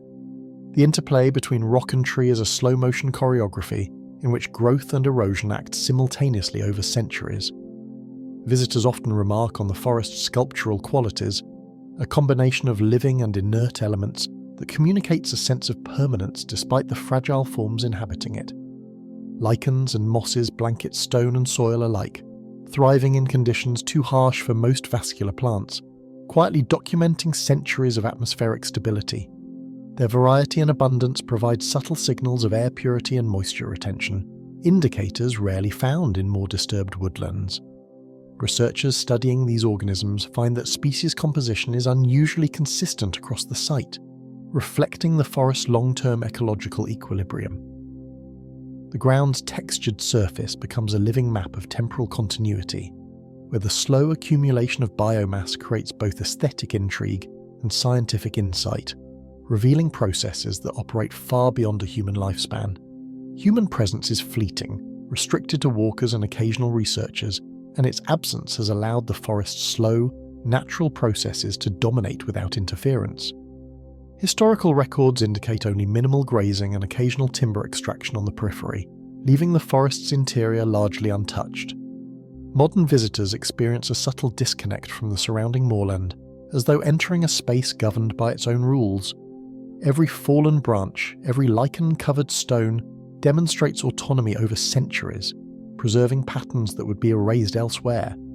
The forest's quiet resilience emphasizes that mystery does not require spectacle. It emerges naturally when human activity is scarce, and time is allowed to unfold uninterrupted. Ghostly hounds and restless spirits appear in local tales, though they arose well after the terrain had established its own sense of mystery. Legends describe ghostly black dogs patrolling clitter slopes or strange lights among the twisted oaks, yet these stories are sparse and regional rather than universal. The forest's visual strangeness may have inspired caution or awe, but it is the living ecosystem itself, not superstition, that defines its character. Observers note that the tales add texture to human perception without altering the forest's inherent patterns, reinforcing a mystery rooted in physical and ecological continuity. rather than sensational narrative. The forest compressed scale distorts perception, making distances difficult to gauge and giving even seasoned walkers a subtle sense of disorientation. Narrow, uneven paths wind unpredictably among boulders and low branches, while overlapping canopies reduce visibility, limiting perspective. This spatial irregularity amplifies awareness of the forest's irregular forms and subtle textures, fostering a sense of intimacy and attentiveness. Unlike expansive woodlands, Wistman's wood forces careful observation, where the minutiae of growth and decay dominate experience. Visitors often remark on the forest's ability to make ordinary movements feel measured and deliberate, a consequence of its constrained dimensions and the complex interweaving of life and stone. Scientific surveys record biodiversity and tree age with precision, yet even detailed measurements cannot fully capture the forest's layered ecological rhythms. Monitoring plots reveal stable yet slow turnover of plant species, while microclimates within clitter slopes create localized variations rarely documented elsewhere.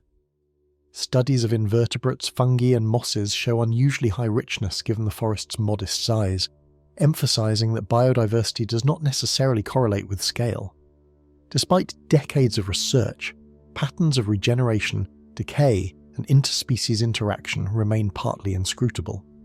Bounded by granite and altitude, Wistman's wood demonstrates that understanding in such ecosystems is always provisional, limited by the interplay of scale, isolation, and temporal complexity. Time here accumulates quietly, leaving no singular historical narrative, and the forest persists as an ongoing experiment in longevity rather than a stage for dramatic events. Seasonal changes are subtle, with incremental adjustments in growth and dormancy more noticeable than abrupt transformations. Fallen oaks decompose gradually, mosses expand imperceptibly, and lichens colonize bare rock with methodical consistency. These processes repeat annually, largely hidden from casual observation, creating a slow, almost imperceptible choreography of life. The forest communicates through continuity rather than events, teaching that endurance can carry its own intrigue and that mystery often arises from the subtle persistence of ordinary processes. Years of exposure, remoteness, and light human impact have allowed Wistman's wood to endure, its quiet persistence drawing attention more than any dramatic display. There is no singular tree of fame, no dramatic clearing, no violent history stamped onto the landscape. Instead, its narrative exists in small shifts, a twisted branch elongating, a lichen patch expanding, a sapling surviving a harsh winter. The forest story is ongoing, written in units of decades rather than years, and understood only by those patient enough to trace its subtle marks. Its mystery is a product of slow accumulation and quiet resilience. It continues, unnoticed by most and untamed by all, a living testament to endurance that measures time on its own scale. Pine Barrens, United States. A sense of disorientation settles quickly in the Pine Barrens as the repetition of pine trunks and needle-strewn floor erases familiar points of reference. Walkers often discover that paths bend unpredictably, streams appear in unexpected intervals, and landmarks vanish from view almost as soon as they are recognized. Even maps provide only partial guidance, as minor changes in terrain, subtle elevation shifts, and dense undergrowth combine to create a landscape that seems simultaneously uniform and endlessly varied. The forest challenges spatial perception, turning simple journeys into exercises in observation, and fostering an awareness that human understanding is often insufficient to navigate its deceptive intricacies. Few realize that the soil itself resists its intrusion, acidic and nutrient-poor, dictating which plants endure and which fade into obscurity. This sandy substrate limits growth, favouring pitch pines, scrub oaks and hardy grasses that thrive where others cannot. Early agricultural efforts failed, and the soil's limitations influenced settlement patterns, discouraging large-scale habitation. Even modern forestry practices recognise the difficulty of cultivating non-native species here. The Earth's subtle influence shapes the forest's appearance, its composition, and the behaviours of both plants and animals, creating a persistent sense that this is a place less tamed by humans than by the land itself. Whispers of hidden water, bogs, shallow streams, and secret cranberry patches emerge beneath the forest's deceptive stillness, shaping both life and legend. These pockets of moisture form natural traps, complicating movement and creating microhabitats for amphibians, waterfowl, and rare insects. Seasonal variations alter water levels, occasionally swallowing low-lying paths and erasing footprints, reinforcing the forest's sense of unpredictability. Historical accounts describe travellers misled by disappearing streams or sunken bogs, fostering caution and storytelling alike. Each waterway, subtle and often concealed, contributes to a sense of continuous instability, where the land's physical properties seem designed to confuse as much as to sustain the ecosystem. Shadows shift unpredictably, cast by twisted branches and irregular shrub growth, altering perception of distance and direction with every step. Light filtering through dense canopies produces illusions of depth and emptiness, sometimes hiding depressions or revealing patterns that vanish with a single glance. Observers note how the interplay of sun and foliage can create phantom clearings or apparent movement among trees, heightening unease. The visual monotony of trunks combined with intermittent openings fosters both fascination and apprehension. In the pine barrens, vision alone is unreliable. The forest demands that travellers read subtler cues, attuning to texture, sound and scent to avoid disorientation. Settlers recorded frustration in journals, recounting sudden misdirection, crop failure, and a forest that seemed to repel conventional attempts at domestication. Early 18th and 19th century accounts describe families abandoning homesteads after repeated hardships, attributing misfortune to unseen forces, the forest's stubbornness, or simple misjudgment. Some roads were intentionally routed around dense areas, while small settlements clung to the periphery. Over time, these experiences became part of the cultural memory, feeding narratives of challenge and caution. The human struggle to coexist with this ecosystem reveals both the forest's resilience and its quiet ability to shape history, leaving impressions far beyond the visible landscape. Folk tales arose from these challenges, with the Jersey Devil embodying a collective anxiety born from the forest's inscrutable patterns. Descriptions vary, but most agree on its elongated head, bat-like wings and chilling wail often heard after nightfall. While no evidence confirms sightings, the stories persist, reinforcing an aura of fear and curiosity. Researchers suggest the legend emerged to explain missing livestock, strange noises, and the psychological effect of the forest's disorienting sameness. Regardless of belief, these tales deepen the perception of mystery, intertwining natural phenomena with human imagination, creating a folklore that mirrors the forest's enduring, sometimes unnerving presence. Fire, both natural and human ignited, appears and disappears with little warning, clearing ground yet leaving a residue of unpredictability that shapes the forest anew. Pitch pine, adapted to fire, regenerates from serotinous cones, producing new growth after each burn. Seasonal fires, often fueled by dry needles and shrubs, create a patchwork of renewal and destruction, further complicating navigation and plant succession. Even with fire management today, the pine barrens retain a wild, untamed quality as the landscape shifts slowly yet insistently. Visitors witness the forest's capacity for transformation, an ever-present reminder that its mystery is tied to cycles beyond human control. Hidden within the trees, rare species of plants and animals persist, their survival a quiet testament to adaptability in harsh, repetitive conditions. Carnivorous plants like the pitcher and sundew find refuge in acidic bogs, while elusive mammals and birds navigate the uniform terrain with practiced ease. Ecologists note that this combination of specialized flora and fauna is unusual for a forest of its size, emphasizing ecological uniqueness. Each organism's life story contributes to the forest's larger pattern of subtle complexity, offering insight into adaptation, interdependence, and resilience.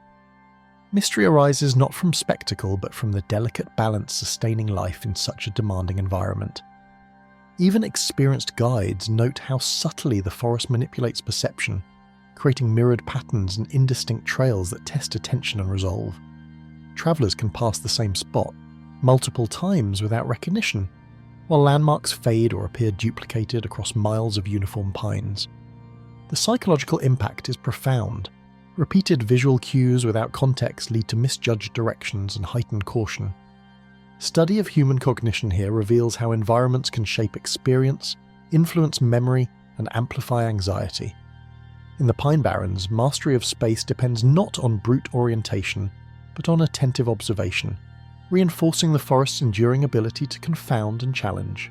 Echoes and rustling sounds seem amplified in these groves, producing the impression that movement is present where none exists, heightening caution. Birds, rodents, and the wind's interplay with branches create patterns of sound that mimic footsteps or distant voices. Travellers often pause, uncertain whether to proceed or retreat. The soundscape contributes to both fear and fascination, reinforcing the notion that the forest is alive with unseen activity. Unlike visual monotony, auditory cues remain dynamic, adding a layer of unpredictability that extends beyond the physical to the psychological, ensuring that every visit is a careful negotiation of perception and trust. Extended periods of human navigation, ecological adaptation, and cultural stories converge here, shaping a forest that defies complete understanding. From early settlers to modern ecologists, the Pine Barrens' deceptive uniformity, hidden hazards, and ecological particularities have persisted as a consistent source of challenge. The forest resists simplification, preserving its identity despite centuries of observation and documentation. It exists as a landscape where human expectation and natural reality rarely align perfectly, fostering respect, curiosity, and unease. Each visit reinforces lessons learned over generations, that this forest is not merely a place but a continuous, evolving enigma. Its mystery persists in the interplay of perception, survival, and legend, a living test that reshapes anyone who dares to enter. Tane Mahuta Forest, New Zealand. An overwhelming sense of time presses quietly as visitors step beneath towering Aarey, where centuries of growth create a living cathedral of wood and leaf. The forest feels immense, its air thick with a faint resinous scent and the quiet hum of life. Sunlight barely penetrates the dense canopy, scattering in mottled patterns across moss-covered roots and soft soil. Each step seems to echo centuries of natural history, reminding the observer that they are entering a space that predates human memory. Even brief visits evoke humility, as the forest quietly asserts its dominance through scale, stillness, and persistent vitality. Delicate ferns and hidden fungi thrive in the deep undergrowth, forming intricate networks that sustain insects, birds, and other life largely unseen by casual observers. Moss blankets fallen branches, softening the forest floor, while roots twist above ground like veins mapping the unseen energy of the ecosystem. Researchers note how interconnected these species are, each relying on subtle chemical and ecological signals to survive. Small streams wind between ancient trunks, nourishing habitats that remain largely invisible but essential. The complexity of these interactions adds layers of mystery, showing that the forest's true activity often occurs below sight, beyond casual human perception. Maori elders recount legends of Tane Mahuta as a protective spirit, whose presence binds the forest to ancestral knowledge and the cosmic order. Stories emphasize respect for the forest's life, warning of consequences for those who act carelessly. Rituals include offerings and silent acknowledgement of the tree's guardianship, reflecting a profound cultural understanding of nature. Anthropologists recognize that these narratives reinforce sustainable behavior, ensuring the survival of the kauri and associated species. The spiritual dimension lends the forest a weight beyond its physical size. Here, every tree, fern, and stone is imbued with significance that shapes human behavior as much as the forest itself. The colossal trunks themselves tell a story of survival across millennia, each ring a record of droughts, storms, and quiet decades that shaped their resilience. Tane Mahuta, the largest kauri, reaches nearly 52 metres high, with a girth that dwarfs even mature oaks. Scientists use core samples to study climate changes preserved in their rings, revealing centuries of rainfall patterns and environmental stress. These trees endure pests, fungal pathogens, and occasional human intrusion, yet they continue to grow slowly, steadily, imposing a sense of awe. Standing beside them, observers confront the reality that longevity in nature carries both majesty and vulnerability in equal measure. Subtle signs of human impact emerge only upon close inspection. Footprints along designated paths, trimmed saplings, and the careful work of conservationists battling kauri dieback. This soil-borne pathogen, Phytophthora agathidicida, attacks roots and threatens centuries-old trees, prompting closures of trails and meticulous hygiene protocols. Visitors often underestimate the fragility of the forest ecosystem, unaware that even a single contaminated boot could introduce disease.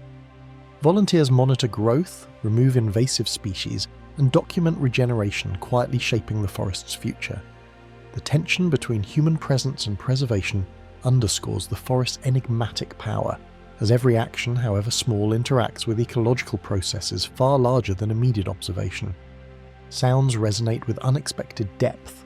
Dripping water echoes, birdsong ricochets through vast spaces, and rustling leaves create a symphony that hints at unseen movement. Wind passing through the upper canopy can sound like distant waves or whispered voices, creating a sensation that the forest itself is alive. Certain nocturnal species contribute to a subtle nocturne, their calls blending with the hum of insects and the fall of resin from ancient trees. Hikers often report a heightened awareness, noting that ordinary sounds seem amplified or distorted in the presence of immense trunks and dense vegetation, enhancing both reverence and unease. Early European explorers documented astonishment at the forest scale, noting that no map could fully convey the magnitude of these living giants. Journals from the 19th century describe feelings of awe, often mingled with fear, as travellers realised that conventional tools of measurement and navigation seemed insufficient. These accounts preserve a historical sense of wonder, capturing first impressions of a forest that dwarfs human expectation. Observers wrote of shadows, sudden clearings, and the impossibility of capturing the forest's entirety in sketches or notes, conveying a psychological weight as well as a physical one, establishing a long tradition of fascination and careful study. Enclosed by the towering canopy, time seems to bend, slipping past unnoticed while humans are dwarfed by the forest's height. Sunlight can shift dramatically as clouds move, changing the forest's character in minutes. Mosses grow imperceptibly, roots creep slowly across the forest floor, and the rhythm of life proceeds according to ancient cycles rather than human schedules. Visitors often experience a profound sense of timelessness, as if stepping into an ecosystem governed by a different clock. This temporal dislocation reinforces mystery. The forest is ancient, patient, and indifferent, quietly reminding intruders that human concerns occupy only a fraction of its deep history. Rare glimpses of the native kiwi, elusive insects, and unusual epiphytes reward those who tread carefully, each observation underscoring the forest's persistent secrets. Birdwatchers note that certain species remain hidden for decades, their behaviour shaped by the forest's structure. Entomologists record endemic beetles and moths that contribute to decomposition and nutrient cycling, yet remain virtually invisible without deliberate study. These discoveries remind visitors that the forest's richness is not always obvious, and that knowledge comes slowly, requiring patience and attention. The abundance of subtle, hidden life demonstrates a complexity beyond immediate comprehension, reinforcing the notion that Tane Mahuta forest harbours mysteries beyond casual observation. Pilgrimages by both locals and visitors reveal a delicate dance of reverence and curiosity, as humans attempt to honour the forest without disturbing its fragile balance. Footpaths are designed to minimise impact, and signage reminds travellers of cultural protocols. Photographers, ecologists, and casual visitors alike learn that patience is required. Moments of wonder often arrive unannounced, in the sudden flight of a bird or the shimmer of moss on a trunk. These rituals, whether formal or informal, underscore the human desire to connect with a space that resists ownership, emphasising the forest's ability to inspire reflection, awe, and restraint simultaneously. The forest's enormity, intertwined with its ecological complexity and spiritual resonance, leaves an indelible impression, reminding observers that some mysteries resist explanation entirely. Scientists continue to study the kauri and their ecosystems, yet each finding raises further questions about resilience, regeneration, and interspecies relationships. Cultural historians and conservationists alike acknowledge the forest's dual role as both a living laboratory and a sacred site. Visitors depart with impressions of scale, sound, and spirituality, often carrying a lingering awareness that human understanding cannot fully capture the essence of these ancient woods. Every interaction reinforces the forest's quiet mastery over perception and experience. Amidst the ancient kauri, Tane Mahuta holds a silent vigil, its secrets beyond the grasp of any human endeavour or curiosity. Aarey Forest, India.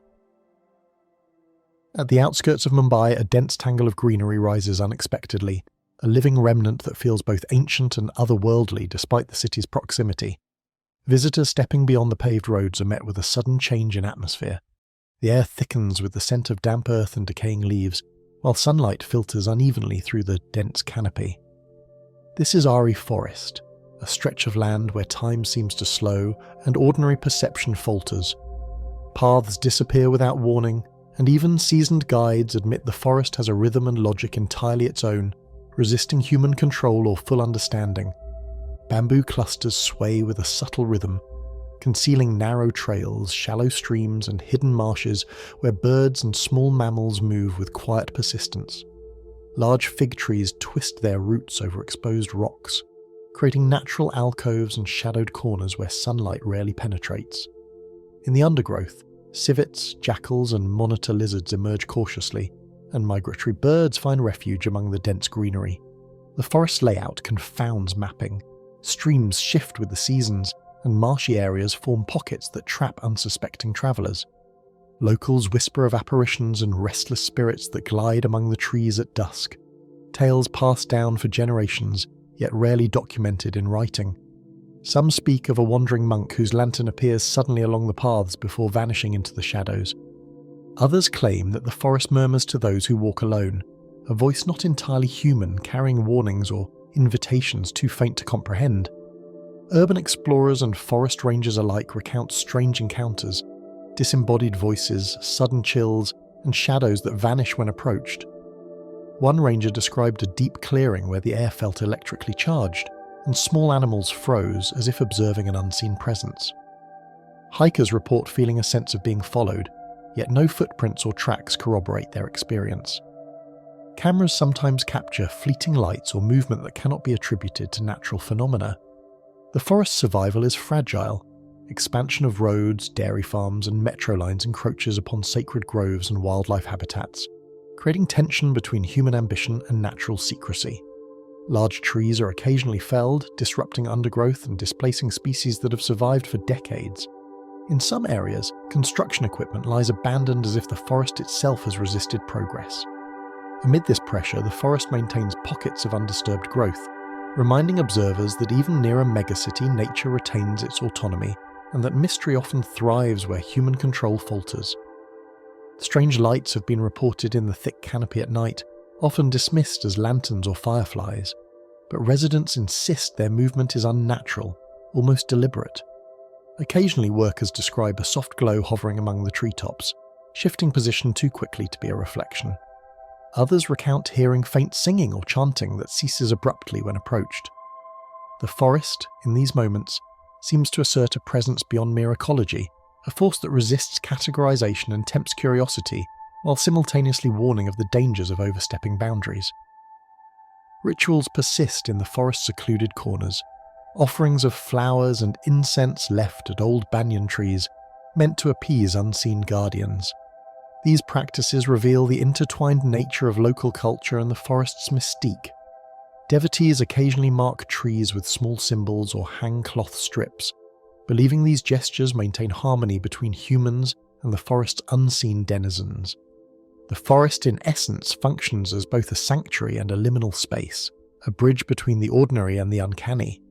Development projects occasionally reveal bones, artifacts, or unusual markings on trees, provoking unease and sparking debates over preservation versus urban growth. Excavations for roads or pipelines sometimes encounter sites believed to be ancient habitation areas, though documentation is limited. Archaeologists have studied fragments of pottery and old tools recovered from the forest floor, but much remains buried or inaccessible. These discoveries lend weight to the notion that Aarey has always been a place of significance, layered with both human and natural history that resists full comprehension.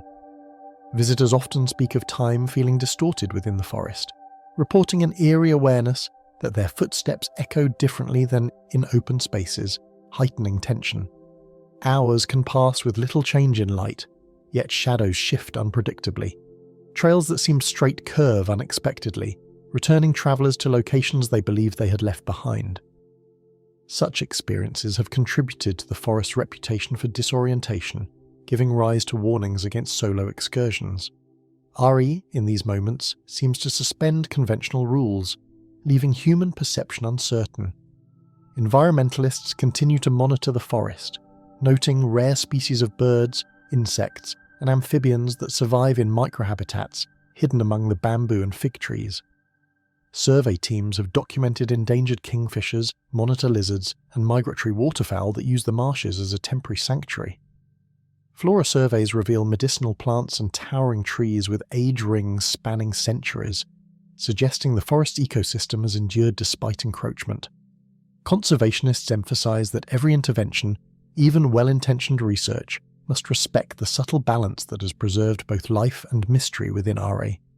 Even amid city noise, the forest maintains a persistent hush, broken only by distant calls, rustling leaves, and the sense that unseen eyes are always watching. Animals respond to movements humans cannot detect, and microclimates within the forest create sudden mists and gusts that seem almost intentional. Paths vanish into undergrowth without warning, and even experienced guides pause at familiar clearings. In these moments, Aarey demonstrates the paradox of urban-adjacent wilderness, accessible yet profoundly alien, known yet unknowable. Aarey's edge is both invitation and boundary, where cultural, ecological, and mysterious elements converge. Here, one can witness rare wildlife, ancient trees, and rituals carried out by devoted locals, all while hearing stories of unexplained voices and lights. The forest embodies tension between progress and preservation, curiosity and caution. The narratives overlap, intertwining folklore, science, and personal experience into a complex tapestry.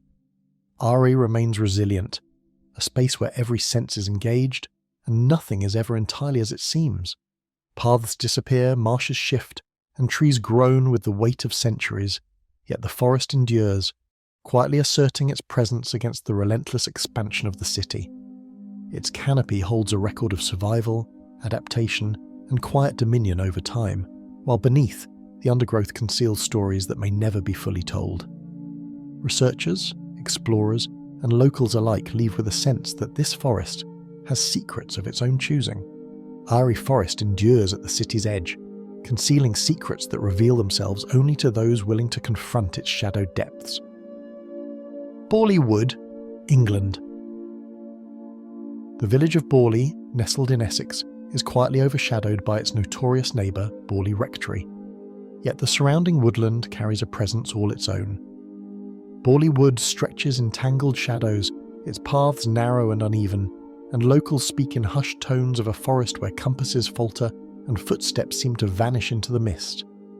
Historical accounts describe travellers suddenly losing their sense of direction or returning with fragmented memories of unseen watchers, a subtle disorientation that has made generations cautious about venturing beyond the first few hundred metres. Within Bois Wood, the trees grow in dense clusters, their gnarled roots twisting over moss-laden earth, creating natural corridors that seem to shift with the light. Reports from local historians indicate that in the 19th century, visitors frequently noted that familiar landmarks appeared in different positions when retraced, as if the forest rearranged itself overnight. Some of these accounts were recorded in parish records, describing men and women who wandered for hours without advancing, or who claimed they passed the same hollow oak repeatedly, their panic rising as the forest structure betrayed them.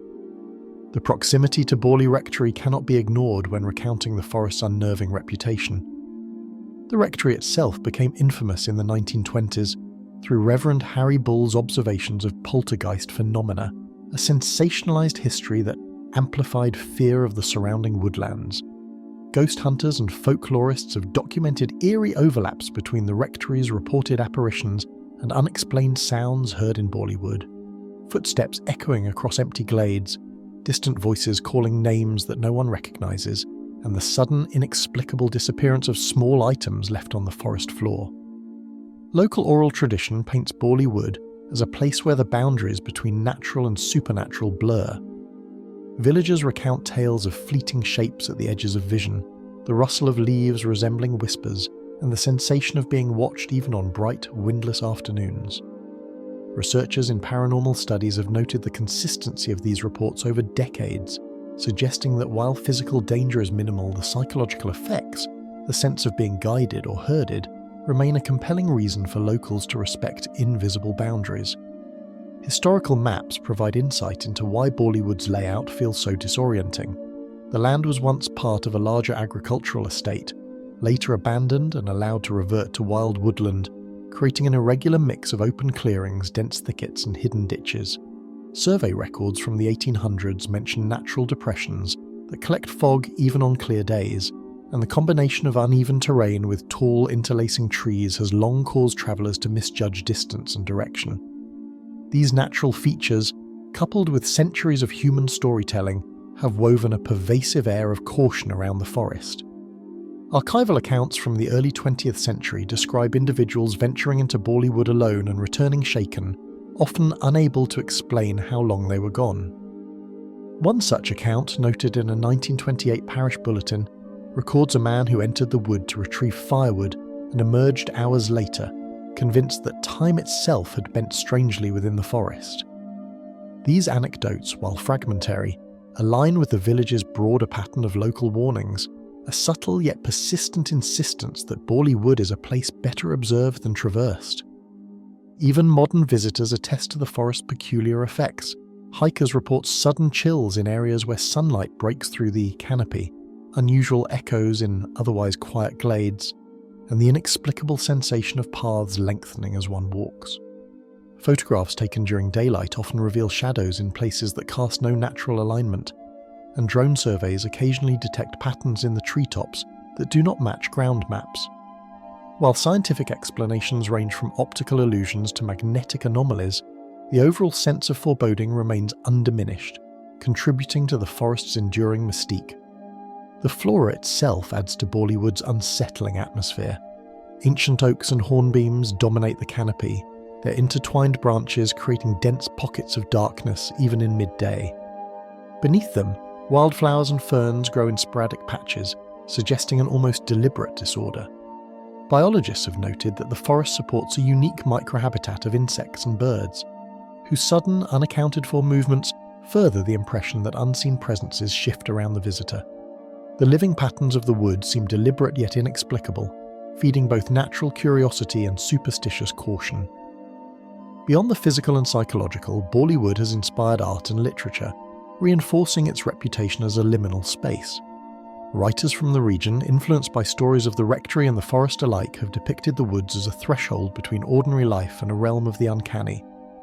Local museums preserve diaries, sketches and photographs illustrating the eerie consistency of these perceptions, emphasizing that Bois Wood is not merely a collection of trees, but a landscape layered with cultural memory and persistent mystery, where history and folklore entwine as tightly as the roots beneath one's feet. Despite decades of exploration, the forest maintains its reputation as a place of caution.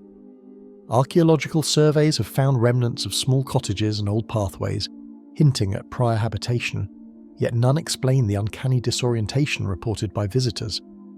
Even seasoned forest guides admit that Bois Wood behaves unlike any ordinary woodland, with boundaries and trails that defy expectation. Its combination of natural complexity, historical resonance, and persistent tales of the unexplained ensures that locals continue to mark it with implicit warnings, an understanding passed quietly through generations. For centuries, Bois Wood has remained a place where the curious are drawn, yet the wise hesitate. Its tangled paths, echoing trees, and intangible presence resist comprehension, offering glimpses of the unknown that cannot be captured fully by maps or memory. Each layer of observation, from historical records to oral accounts, adds to an atmosphere of cautious fascination.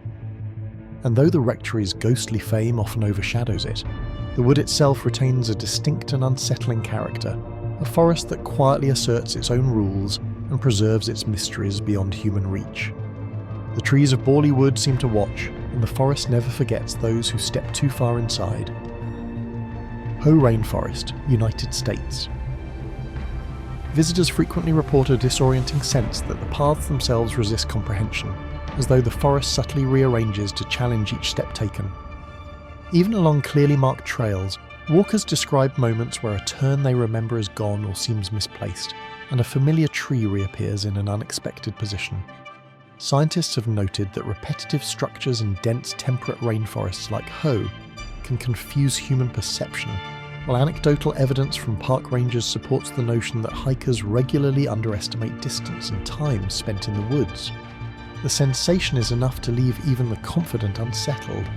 Measurements of rainfall reveal staggering volumes, yet the forest's true peculiarity lies not in water alone, but in the way sound and movement behave unpredictably among the trees. The Hoh Rainforest receives nearly 140 inches of rain annually, saturating the soil and creating a world where every footfall is muffled and echoes are distorted by thick moss and undergrowth. Sounds from birds or falling branches can seem to originate from the wrong direction, while subtle gusts of wind stir distant ferns, as if signalling an unseen presence. The auditory dissonance reinforces the forest's reputation for disorientation. Even seasoned hikers find their perception stretched, noticing that familiar trail markers can appear in impossible locations, leaving them questioning whether memory or reality is at fault. GPS readings occasionally jump inexplicably, and waypoints that should be straightforward can suddenly seem misaligned. Park rangers recount instances in which visitors have circled the same small area multiple times without realizing it, emerging hours later with no clear recollection of their path. This phenomenon has been recorded in multiple trips and suggests that the forest's structural density creates subtle cognitive illusions that challenge spatial reasoning. The colossal trees of the region, while documented in ecological surveys, form a complex lattice that interferes with GPS signals, adding a technical layer to the forest's enigmatic reputation. Sitka spruce and western hemlock tower over 200 feet, their massive branches interlocking overhead, while their roots spread in tangled networks that obscure natural landmarks.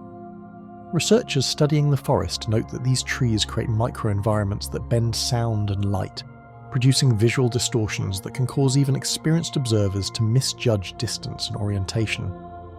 The forest, in effect, establishes its own rules that resist human understanding.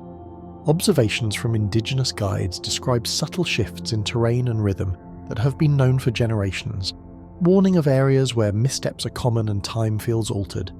The Quinault and Hoh peoples speak of locations where the undergrowth seems denser than it should be, where streams appear and vanish suddenly, and where stepping stones across creeks change position overnight. While framed as cautionary guidance for survival, these accounts align with modern observations of visual repetition, uneven terrain, and fog-induced illusions, suggesting that centuries of indigenous experience captured real perceptual phenomena unique to this dense temperate rainforest. Researchers studying endemic species note that animal activity can amplify confusion. Birds, insects, and mammals move in patterns that seem to deliberately avoid human presence, heightening the sense of emptiness. The Hoh Rainforest supports rare creatures like the Olympic salamander and marbled murrelet, whose movements are sporadic and often invisible to casual observers. The sudden flash of a bird in the periphery or a rustle from unseen wildlife can be startling in a forest, where sound and space are already unpredictable, creating a constant tension that human senses struggle to process amidst the immense scale of the forest. Park records indicate that even daylight can produce optical illusions in the dense growth, creating the impression of movement where none exists and making navigation a subtle psychological test. Sunlight filtering through overlapping canopies produces mottled shadows that dance with the slightest breeze, often suggesting shapes or forms in the corner of vision. Early explorers and naturalists noted that trees of similar size and structure create a repeating visual pattern that can be mistaken for familiar landmarks, causing travellers to retrace their steps unknowingly. The interplay of natural light and vegetation enhances the forest's almost uncanny effect on perception. Stories from early settlers describe sudden disorientation in areas where the forest's topography folds in on itself, a phenomenon sometimes attributed to the repetition of similar natural features. Accounts from the late 19th and early 20th centuries document labourers and hunters who would enter seemingly short stretches of forest and emerge confused hours later, unable to reconcile their progress with elapsed time. These narratives, preserved in local historical archives, suggest that Hoh Rainforest's complex understory, dense canopy, and recurring ecological formations consistently challenged human spatial understanding long before modern mapping techniques existed. Field notes from rangers reveal that the constant interplay of dense canopy, streams and undergrowth exerts pressure on perception, subtly warping human awareness over prolonged periods. Guides frequently observe that even trained hikers begin to question their memory of turns and markers after several hours, a psychological effect compounded by dampness, low light, and the monotonous repetition of forms.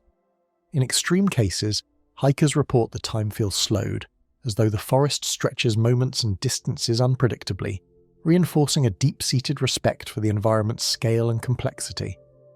While modern mapping and GPS provide guidance, nothing fully accounts for the persistent sensation that the forest retains patterns of those who have walked it before. Trails, while marked, often lead through visually repetitive areas that obscure previous paths. Even drone surveys and satellite imagery fail to capture the forest's disorienting quality when experienced on the ground. Researchers and visitors alike acknowledge that the Hoh Rainforest exerts an effect that combines physiological, cognitive, and environmental factors, producing an experience that is both scientifically explainable and deeply mysterious. Every step, no matter how cautious, seems to echo into the surrounding foliage in ways that suggest the forest is both alive and quietly observing human intrusion. Whether through displaced shadows, imperceptible animal movements, or subtle changes in terrain, each journey becomes a dialogue between observer and forest, one in which the human is never fully in control. The cumulative effect of scale, repetition, and sensory overload creates an encounter that feels both ancient and unfathomable, leaving visitors with impressions that linger long after leaving the trails. Hikers emerge with stories that hint at a consciousness hidden in the Hoh Rainforest, a presence that leaves no trace yet never truly disappears. Devil's Wood, Teufelswald, Switzerland. An uncanny stillness lingers in the forest, broken only by sounds that seem familiar yet impossible to locate, drawing visitors' attention to phenomena that defy ordinary explanation. Hikers often recount hearing footsteps that do not match their own, or the sudden crack of a branch in places where no tree has fallen. Acoustic anomalies appear most prominently in the higher valleys, where steep slopes and dense foliage bend and echo sounds unpredictably. Scientific surveys suggest that the forest topography naturally amplifies echoes, yet no explanation fully accounts for the persistent sensation that someone, or something, is observing each movement. The wood rises sharply along alpine slopes, its altitude creating pockets of thin air and hidden gullies that amplify the sense of isolation for those who dare enter. Villagers at the forest edge report that weather shifts rapidly, with fog or sudden rainfall transforming paths in minutes. For travellers, even short excursions can produce disorientation, compounded by the steep incline and uneven terrain. Historical accounts describe shepherds losing their bearings on mist-laden mornings, forced to retrace steps repeatedly, while the surrounding mountains seem to close in, giving the impression of an enclosed, inescapable labyrinth. Fog often settles with sudden intensity, weaving through the trunks like an invisible hand that obscures landmarks and transforms the ordinary into something unknowable. Visibility can drop to only a few meters, and trees that appear familiar moments earlier can vanish behind shifting mists. Scientific studies confirm that temperature inversions and high humidity in alpine forests can create dense, low-hanging fog, but locals insist that Teufelswald's fog behaves unusually, lingering in valleys longer and moving in erratic patterns. Combined with steep slopes and natural depressions, the fog can obscure visual cues critical for navigation, reinforcing the forest's reputation as a place where human perception is challenged. Villagers tell of sounds that defy location, echoes twisting around hills and trees, appearing both everywhere and nowhere. Shepherds passing through the forest report hearing voices or distant shouts that disappear when pursued, while hikers describe the same disconcerting effect along steep ridges. Acoustic experiments in similar terrains show how concave slopes and dense vegetation can distort sound, yet villagers maintain that Teufelswald produces an unusually consistent pattern, leaving them cautious about entering alone. The persistent auditory strangeness has become woven into the forest's identity, shaping local warnings for generations. Generations of village elders have warned children and travellers alike to avoid certain clearings, not out of superstition alone, but because of repeated experiences that left early observers unsettled. Oral histories speak of individuals who vanished for hours within these areas, only to reappear confused and unable to explain elapsed time or distance travelled. The boundaries of these so-called no-go zones are rarely marked, passed down instead through word-of-mouth caution. Anthropologists note that communities in alpine regions often encode knowledge of environmental hazards into folklore, a practice blending observation, survival strategy, and cautionary narrative, perfectly suited to a forest as complex and unpredictable as Teufelswald. Towering beech and pine dominate the slopes, their dense canopy and interlacing branches producing shadows that stretch and twist unpredictably with every movement of the sun. Even on bright afternoons, the forest floor can appear dim, while twisted roots and fallen trees obscure familiar landmarks. Ecologists studying high-altitude forests note that variations in sunlight, slope, and canopy density create microenvironments that influence human perception, as well as patterns of moss and lichen growth. The interplay between light, shadow, and structure amplifies the feeling of strangeness, reinforcing both a biological and psychological sense that this forest operates by rules unfamiliar to ordinary experience. Shepherds and hikers recount the disorienting effects of the forest, describing moments when familiar paths appear to vanish or reverse, leaving them unsure of distance and direction. In some accounts, tracks traced in snow disappear within hours, while dense undergrowth can render trails invisible even to those who traverse them daily. Local reports include instances where multiple travellers entered together, yet diverged inexplicably, their bearings altered by factors never fully explained. Such experiences have been chronicled in village records, reinforcing a perception of Devil's Wood as a place where topography, vegetation, and altitude interact to challenge not only navigation but the very reliability of human senses. Irregular terrain, from sudden slopes to concealed hollows, appears repeatedly in old maps and survey notes, shaping the forest's elusive character. Cartographers note sudden drops, concealed ravines, and natural terraces that make pathfinding difficult. In some cases, old tracks documented in 19th century surveys no longer align with current forest growth, adding to the sense that the landscape subtly shifts over time. Scholars suggest these anomalies are a combination of natural geomorphology and the forest's relentless growth, yet the resulting effect is a persistent impression of instability that has intrigued explorers and locals alike for generations. Perception itself seems fragile within these trees, as changes in light, echo, and slope interact to create fleeting illusions that persist long enough to unsettle even the practiced eye. Shadow patterns may appear to move independently of the sun, and the sound of distant water can feel unnervingly close. Researchers in alpine ecology recognize that uneven terrain and dense vegetation can distort sightlines and sound, but the consistency of reports from villagers, hikers, and shepherds alike suggests that Teufelswald produces a remarkable recurring effect on human awareness. Even the most experienced observers admit a lingering unease after hours spent among these slopes. Contemporary studies reveal that the combination of terrain, elevation, and plant life generates effects that science observes yet cannot completely explain, reinforcing the forest's mysterious nature. Atmospheric density, acoustic reflection, and microclimate interactions account for some disorientation, but they fail to capture the cumulative psychological weight of prolonged exposure. Field studies reveal that stress, isolation, and sensory distortion interact in ways that heighten attention to subtle anomalies, leaving visitors with a sense of being watched or guided. The forest's high-altitude location intensifies these effects, producing a landscape that is at once explainable and inexplicably eerie. Walking Devil's Wood reinforces the understanding that the forest is governed by its own rules, with humans attempting and failing to read a language of sound, slope, and shadow. Even familiar paths, when retraced, can feel unfamiliar, and small disturbances in vegetation or soil can produce optical and auditory effects that seem deliberate. The combination of altitude, fog, acoustic quirks, and irregular terrain leaves a lasting imprint on anyone who enters. For villagers, this forest is not simply a natural space, but a complex interactive environment that commands caution and respect, a liminal zone where comprehension and control are fleeting. Those who traverse Devil's Wood often depart with the uneasy sense that its shifting terrain and strange acoustics harbour secrets beyond human understanding. Amazon headwater forests, Peru. Few travellers venture into these remote tributary forests.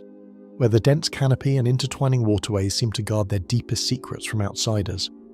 The forest stretches along the upper reaches of the Amazon's lesser-known tributaries in Peru, a region sparsely populated and accessible only by river or foot. Indigenous knowledge warns against venturing into certain groves, not merely for safety, but due to persistent reports of disorienting experiences. Visitors often speak of fleeting impressions of movement or unexpected sounds, leaving them uncertain whether the forest is alive in ways beyond human perception or simply a complex interplay of flora, fauna and light. Rising along the headwaters of major Amazonian tributaries, the forests occupy a fragile network of streams and wetlands that sustain a remarkable diversity of life, yet challenge navigation. Meandering rivers slice through dense vegetation, forming natural labyrinths that appear deceptively familiar from one bend to the next. Satellite maps show hundreds of small tributaries that shift over time, and even experienced boatmen describe moments when a previously navigable channel becomes impassable or vanishes entirely beneath floating vegetation. This constant rearrangement reinforces a sense of instability, making the forests feel less like a static ecosystem and more like a living, unpredictable maze. Indigenous communities have long marked certain groves as forbidden, transmitting warnings across generations about areas where unseen dangers or voices can mislead and disorient. The Shipibo, Ashaninka and other groups describe regions of the forest where mimicked calls or echoes seem to follow travellers, and where instinct, caution and respect determine survival. Anthropologists studying these practices note that avoidance patterns are grounded in centuries of observation, highlighting areas of dense growth, unstable ground, or natural acoustic anomalies. In this context, cultural caution blends seamlessly with environmental knowledge, creating a tapestry of practical guidance that preserves life while maintaining the forest's air of mystery. Researchers and locals alike report sounds that mimic human speech, or the cries of familiar animals echoing through the forest in ways that defy clear explanation. Biologists acknowledge that some bird and primate calls are highly adaptable and may imitate other species or even human tones. Yet multiple independent accounts describe voices calling names or phrases in patterns that no animal could replicate consistently. These occurrences are concentrated in particular tributary regions, reinforcing the perception that the forest itself, or some presence within it, can communicate or confuse, blurring the line between natural sound and intentional mimicry and leaving outsiders wary of entering deeper. Towering palms, dense undergrowth, and labyrinthine waterways create natural obstacles, forcing anyone who enters to move cautiously or risk becoming trapped within the forest's complex interior. Walking parties frequently become entangled in vines or impassable thickets, while riverbanks conceal hidden channels or quicksand-like sediment. Guides stress that the forest density can cause even minor errors to escalate quickly, as movement through one area may lead unpredictably into another, unfamiliar section. These physical challenges, combined with the forest's sensory complexity, amplify unease and uncertainty, establishing a persistent tension that discourages casual exploration and reinforces the wisdom of indigenous prohibitions. Floodwaters periodically reshape the terrain, submerging familiar channels and forming temporary islands, altering natural guides and deepening the forest's mystery. During the wet season, waterways rise dramatically, flooding forest floors and connecting isolated patches of land. Trails once visible under low water disappear entirely, and familiar streams redirect flow over previously stable banks. Researchers studying river dynamics note that these seasonal transformations are extreme in headwater regions, creating a fluid environment where memory and perception are unreliable. Travellers describe feeling as though the forest is reorganising itself, a constantly shifting network of trees, water and soil that defies prediction. Accounts from guides describe fleeting glimpses of movement or shadow, sometimes accompanied by strange sounds, leaving observers questioning whether the phenomenon is natural, psychological, or something beyond ordinary perception. Moments of perceived human-like movement have been recorded by ethnographers documenting river expeditions, with witnesses often unable to locate the source or reconcile it with visible wildlife. In some cases, multiple observers report seeing the same shifting form, lending credibility to the experiences. While optical illusions and dense foliage account for some instances, The repetition and consistency of reports over decades suggests that these forests exert subtle, persistent effects on attention and perception that cannot be fully explained. The forests harbour an array of wildlife, from elusive primates to rare birds, whose behaviours can startle visitors and further blur the boundaries between the familiar and the uncanny. Animals such as howler monkeys, tamarins and tinamous vocalise in ways that echo unpredictably through tributary valleys, amplifying the forest's natural acoustic oddities. Predators, nocturnal mammals and amphibians add to the layered soundscape, producing cues that can be misinterpreted by the untrained ear. Even researchers with experience in the region emphasise the challenge of distinguishing genuine animal activity from the forest auditory distortions, creating a persistent tension that lingers throughout each expedition. Isolation in these headwater forests exerts a psychological effect, with hours of travel producing disorientation, heightened awareness of sounds, and an awareness of the forest's vast, inaccessible scale. Days may pass without encountering another person, while navigation requires constant vigilance. Guides report that mental fatigue can amplify auditory and visual misperceptions, heightening the sense that the forest is aware and responsive. In this environment, even the most familiar landmarks can appear strange, and the dense vegetation reinforces a profound sense of solitude, producing a cumulative effect of unease that persists long after leaving the tributary network. Even with modern mapping, GPS and satellite imagery, the labyrinth of streams, dense growth, and shifting seasonal conditions ensures that the forest retains a sense of mystery that resists full understanding. Remote areas remain virtually uncharted, with satellite resolution insufficient to capture narrow waterways or dense understory thickets. Field teams navigating these zones must rely on oral guidance, visual intuition, and an intimate understanding of seasonal patterns.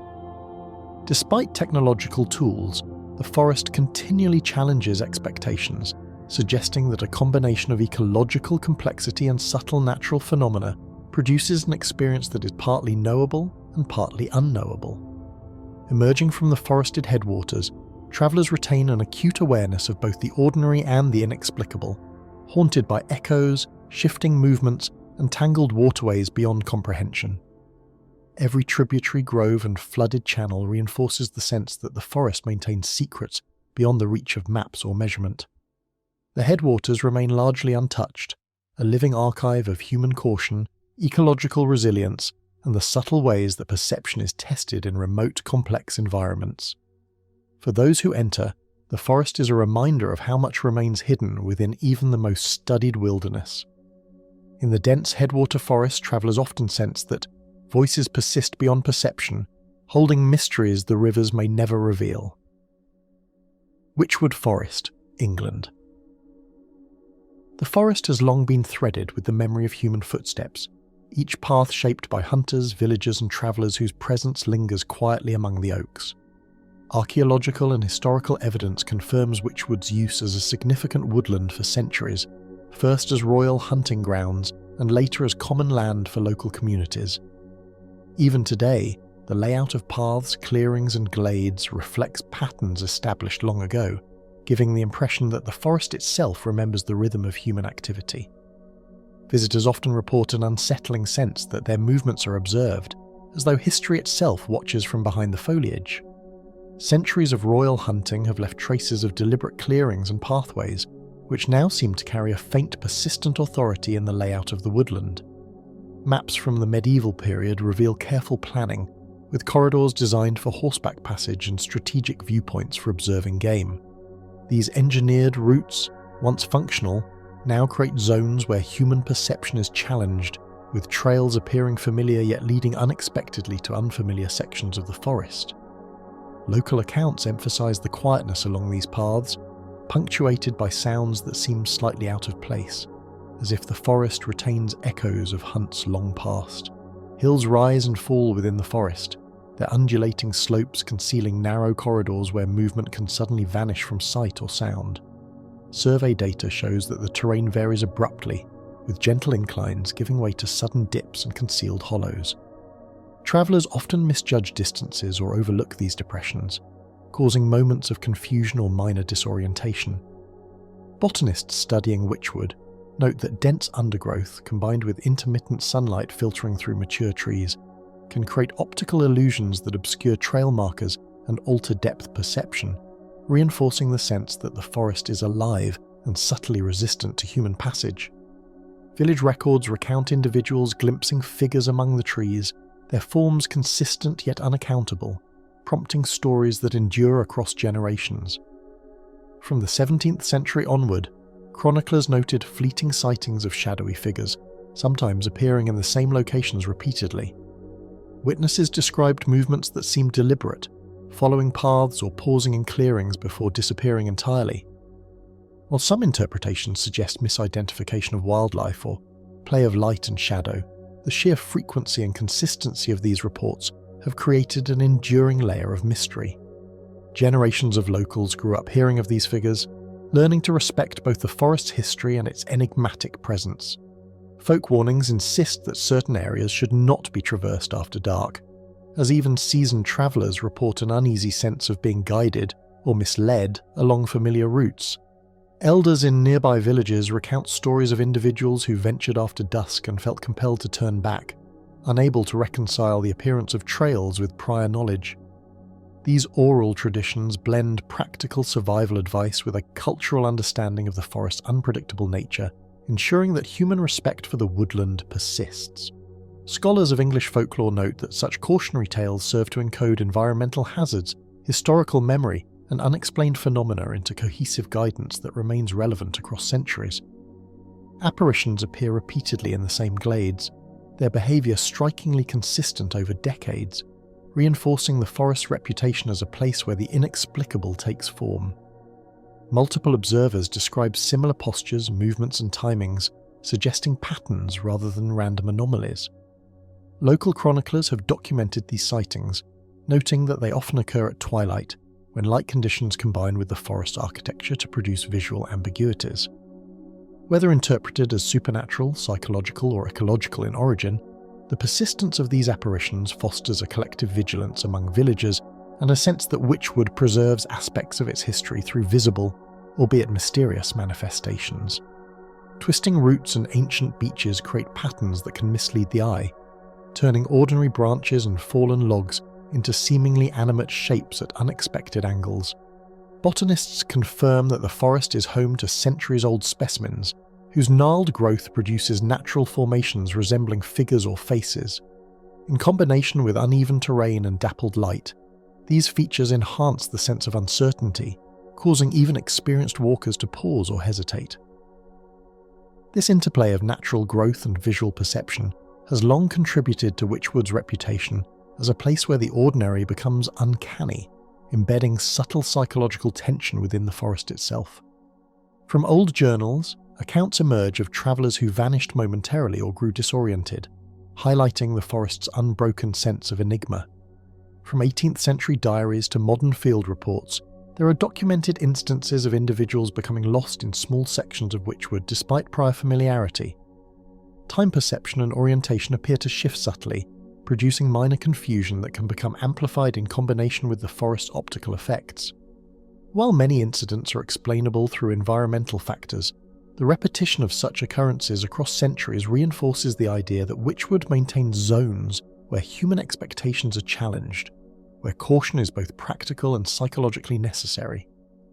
Local storytelling preserves these episodes, embedding cautionary tales within Witchwood's collective consciousness, and ensuring that its mysteries remain vivid for each new generation. Festivals, village gatherings, and seasonal storytelling often include references to the forest, blending historical fact with anecdotal accounts of strange sightings and unexplained occurrences. Anthropologists studying the area note that this tradition strengthens communal memory and reinforces behavioural patterns of avoidance, subtly guiding human interaction with the forest.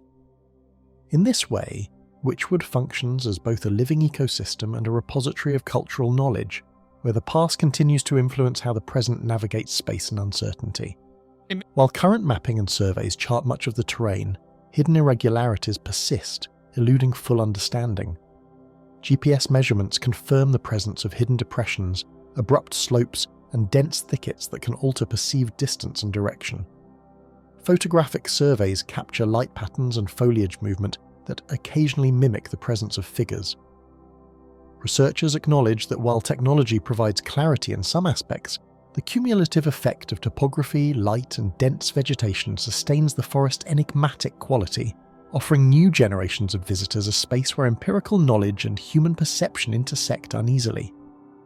In leaving Witchwood Forest, explorers feel the pull of both its historical depth and its enduring mysteries, a legacy of observation intertwined with the unexplained. Paths, clearings, and glades bear the imprint of past hunts, local rituals, and repeated sightings, creating a landscape where human memory and natural formation converge. Even familiar areas can feel subtly altered, and the forest's patterns of perception challenge expectations. For those who enter and leave, Witchwood remains a place of enduring caution and curiosity, a woodland where historical traces and elusive phenomena coexist in uneasy harmony. Over years of human attention, parts of Witchwood Forest remain uncanny, with hidden corners where perception falters and silent presences seem near. Daintree Rainforest, Restricted Zones, Australia. Even the most seasoned guides pause at the boundaries of certain areas in the Daintree Rainforest, where pathways dissolve into a thicket of ancient growth. These zones, often restricted for conservation and safety, are known for dense, nearly impenetrable vegetation, where fallen logs, creeping vines, and thick ferns obscure both the terrain and any sense of linear movement. Travellers report a subtle shift in perception upon entering, a feeling that the forest itself resists intrusion. Researchers note that the restricted areas harbour some of the oldest surviving rainforest ecosystems on Earth, a fragile remnant of a landscape millions of years in the making. Stretching across Queensland's tropical north, the rainforest covers an expanse of terrain so dense and varied that sunlight rarely touches the forest floor in a consistent pattern. Massive dipterocarp and kauri trees tower above, while epiphytic ferns and lianas weave across branches, forming a complex three-dimensional lattice. This vertical density complicates spatial orientation, creating moments where distant landmarks seem closer or farther than they are. Seasonal rainfall amplifies the forest's shifting character, as creeks swell and trails flood unpredictably. The sheer scale and layered complexity of this environment ensure that even experts navigating with maps or GPS encounter disorientation and an unshakable sense of uncertainty. Aboriginal communities have long observed and avoided specific zones, passing down cautionary knowledge that identifies both natural hazards and areas believed to harbour unseen presences. The Kuku Yalanji, custodians of the Daintree, teach that certain groves, river bends or glades are places of spiritual significance, where entering without permission may invite misfortune.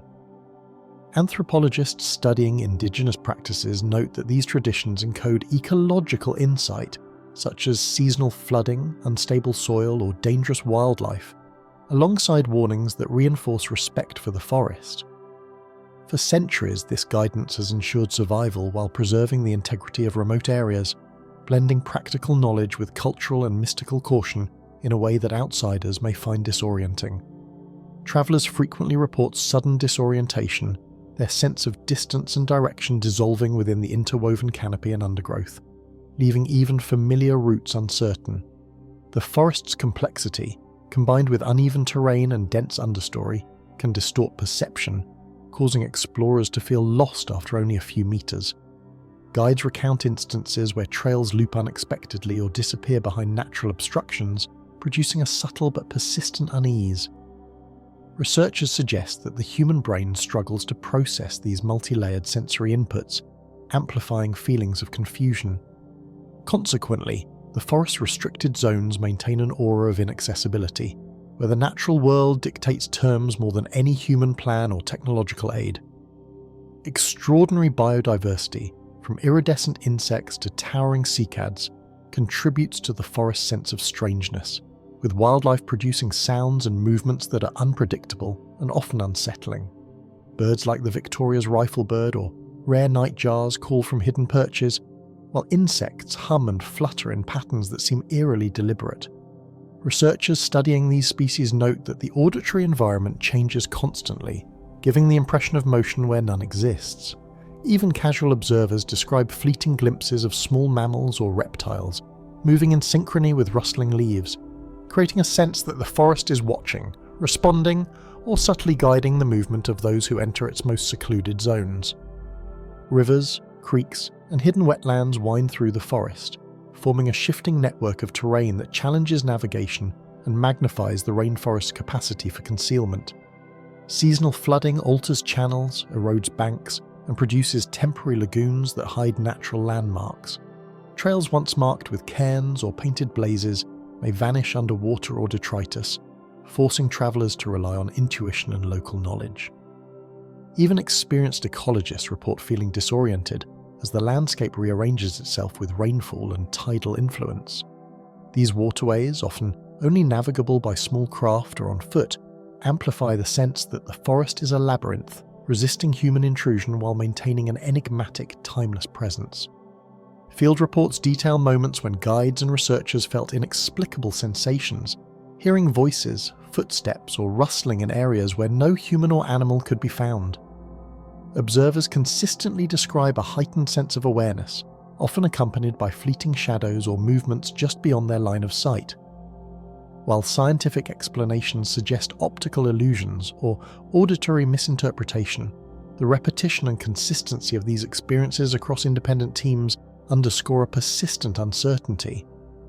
Many visitors emerge from the restricted zones describing a mix of fascination and unease, a recognition that, even in a scientifically monitored environment, the Daintree retains spaces where human perception is tested and conventional understanding is challenged. Light filtering through the dense canopy creates ever-changing patterns that can transform branches, leaves and trunks into illusory figures or fleeting shadows at the edge of perception. Morning sun refracts through mist, casting beams that shift with the wind, while afternoon clouds dim paths and alter contrast, making familiar objects appear unfamiliar. Ecologists note that these visual effects, combined with dense foliage and erratic ground patterns, can create persistent optical illusions. Walkers often report a sensation that something moves just beyond reach, even when closely scrutinized. This interplay between light, vegetation and perception ensures that the rainforest retains a subtle, enduring ability to unsettle those who traverse its restricted zones. Modern technology, from GPS tracking to aerial surveys, often fails to fully capture the complexity of the restricted zones, revealing only fragments of a landscape that resists complete understanding. Satellite imagery identifies the forest's canopy and major waterways, yet dense growth conceals the intricate understory and minor channels that define navigation. Drone footage may capture movement among the treetops, but it cannot replicate the layered sensory experience of ground travel. Scientists acknowledge that while tools provide unprecedented clarity in some respects, the rainforest's interwoven vegetation, shifting waterways, and microtopography render full comprehension impossible, leaving certain areas effectively unmapped and perpetually mysterious. Extended periods within these areas heighten awareness and tension, producing fatigue, disorientation, and the sensation that the forest itself is actively shaping perception and movement. Explorers report that hours of walking without clear landmarks make distances seem inconsistent, sounds appear amplified or misleading, and orientation unreliable. Guides often insist on frequent pauses, emphasizing environmental cues that may go unnoticed without careful attention. This prolonged engagement with the forest creates a mental state where ordinary phenomena are imbued with ambiguity, reinforcing the perception of intelligence or agency within the rainforest. Even the most methodical travelers leave feeling that the Daintree has subtly directed their journey without revealing its full nature. Custodians of the land, past and present, understand that these zones safeguard not only ecological life, but also thresholds of perception that test comprehension. Stories of disorientation, uncanny sounds, and visual illusions are woven into both cultural memory and scientific documentation, reinforcing the forest's reputation as a place to respect and avoid. Restricted zones continue to serve as living classrooms for ecological observation while also preserving the mysterious qualities that discourage casual entry. The Daintree endures as a rare landscape in which natural complexity and the limits of human perception converge, a place both studied and respectfully avoided. Certain corners of the Daintree remain untouched, preserving a labyrinth where unseen forces and the rainforest's own intricacy ensure that some mysteries can never be fully mapped. Kumari Kandam Coastal Forests, India. waves lap quietly against the fringes of the forest, where the land seems to fade into myths older than any recorded history. Locals often speak in hushed tones about sections of coastline and woodland where the earth feels unstable and human presence is somehow unwelcome. Archaeological studies show evidence of ancient settlements nearby, suggesting that these areas were inhabited long before rising seas reshaped the region. The forest itself, with its dense undergrowth and twisted roots, provides natural concealment, creating spaces where sound, light, and perception are altered. Travellers describe an immediate sense of unease when stepping into these liminal zones.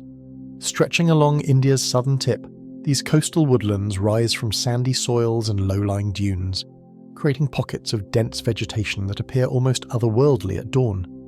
Casuarinas and palms intermingle with hardy coastal shrubs, forming labyrinthine corridors that are deceptively simple from a distance but impenetrable upon approach. The interplay of salt-laden winds, tidal moisture, and sun-dappled canopy shapes the forest continuously, making landmarks appear and vanish with surprising speed. Even modern cartography struggles to accurately depict these shifting landscapes, as sandbars, small lagoons, and temporary tidal inlets obscure paths, feeding a sense of impermanence that reinforces local caution and lingering mystery. Myths surrounding Kumari Kandam, a lost continent beneath the waves, continue to influence how communities perceive forests and coastal change.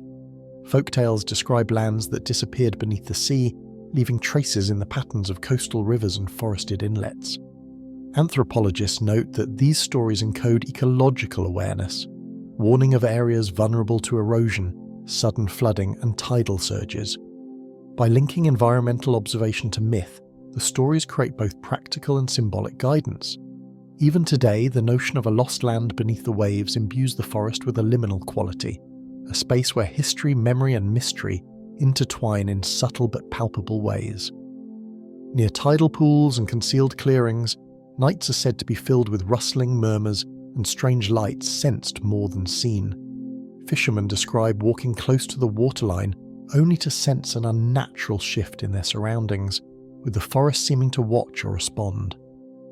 Biologists studying nocturnal wildlife confirm that some unusual sounds, such as overlapping calls of nocturnal birds or insects, can be amplified in confined glades, creating auditory illusions. Still, many accounts include phenomena beyond natural explanation, with multiple observers reporting simultaneous disorientation or fleeting silhouettes, reinforcing the idea that certain areas maintain a mysterious, almost sentient presence.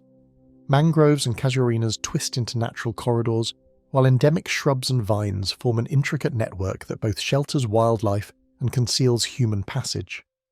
Roots grow over sand and into tidal channels, producing tangled surfaces that obscure footing and make navigation unexpectedly hazardous. Researchers studying coastal flora note that the intertwining vegetation influences airflow and sound propagation, heightening perception of movement even when none exists. For centuries, these natural formations have discouraged uninvited intrusion, leaving pockets of the forest largely untouched. Wildlife thrives within this complexity, and the combination of density, light variability, and human avoidance has preserved ecological niches that remain difficult for both locals and scientists to fully explore. Evening brings avoidance, as locals keep to safer paths, guided by both stories and the realities of unstable ground, quick tidal movements, and thick undergrowth. Even in daylight, the forest's intricate networks of roots and water channels challenge orientation, while moonlight and shadows can magnify the perception of movement. Oral histories emphasize that avoidance is as much about survival as respect for the unknown, with repeated accounts warning that venturing too far may lead to confusion or accidents. These traditions ensure that the most hazardous or enigmatic zones remain largely undisturbed, preserving their sense of liminality and amplifying the forest's enigmatic reputation. Coastal mists and fluctuating tides reshape the forest nightly, producing patterns of light, reflection, and shadow that can disorient even those who know the paths. Small inlets flood, sandbanks shift, and pools form and vanish with the tide, creating transient landscapes that challenge memory and perception. Observers note that mist combined with low light conditions can create optical illusions, making tree trunks and rocks appear animate or misaligning the sense of distance. Even short excursions through these shifting environments provoke a heightened awareness, forcing travellers to reconcile the predictable with the constantly changing, and leaving a lingering sense that the forest itself is subtly rearranging the world. From old records to modern field notes, brief disappearances and unexpected sensations are reported in the forest's most isolated tidal areas. Local records from centuries past describe fishermen returning disoriented after venturing too close to the inlets, with minor injuries or lost belongings, suggesting both natural hazards and unusual disorientation. Contemporary researchers conducting ecological surveys report similar episodes, noting that even with GPS and compasses, subtle currents, shifting sands, and dense foliage can render familiar landmarks misleading. While many phenomena have rational explanations, the frequency and consistency of reports reinforce the impression that some areas preserve aspects of the unknown that resist both observation and navigation.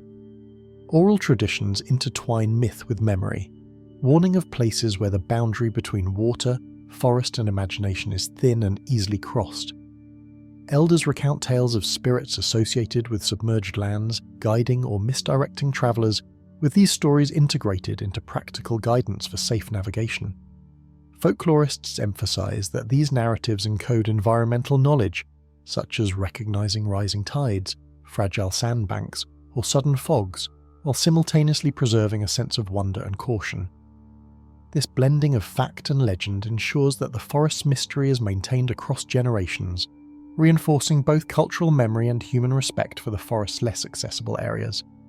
Ecologists studying the region note the forest's fragile ecology, acknowledging that scientific observation often reveals only part of a landscape shaped by both natural forces and centuries of human perception.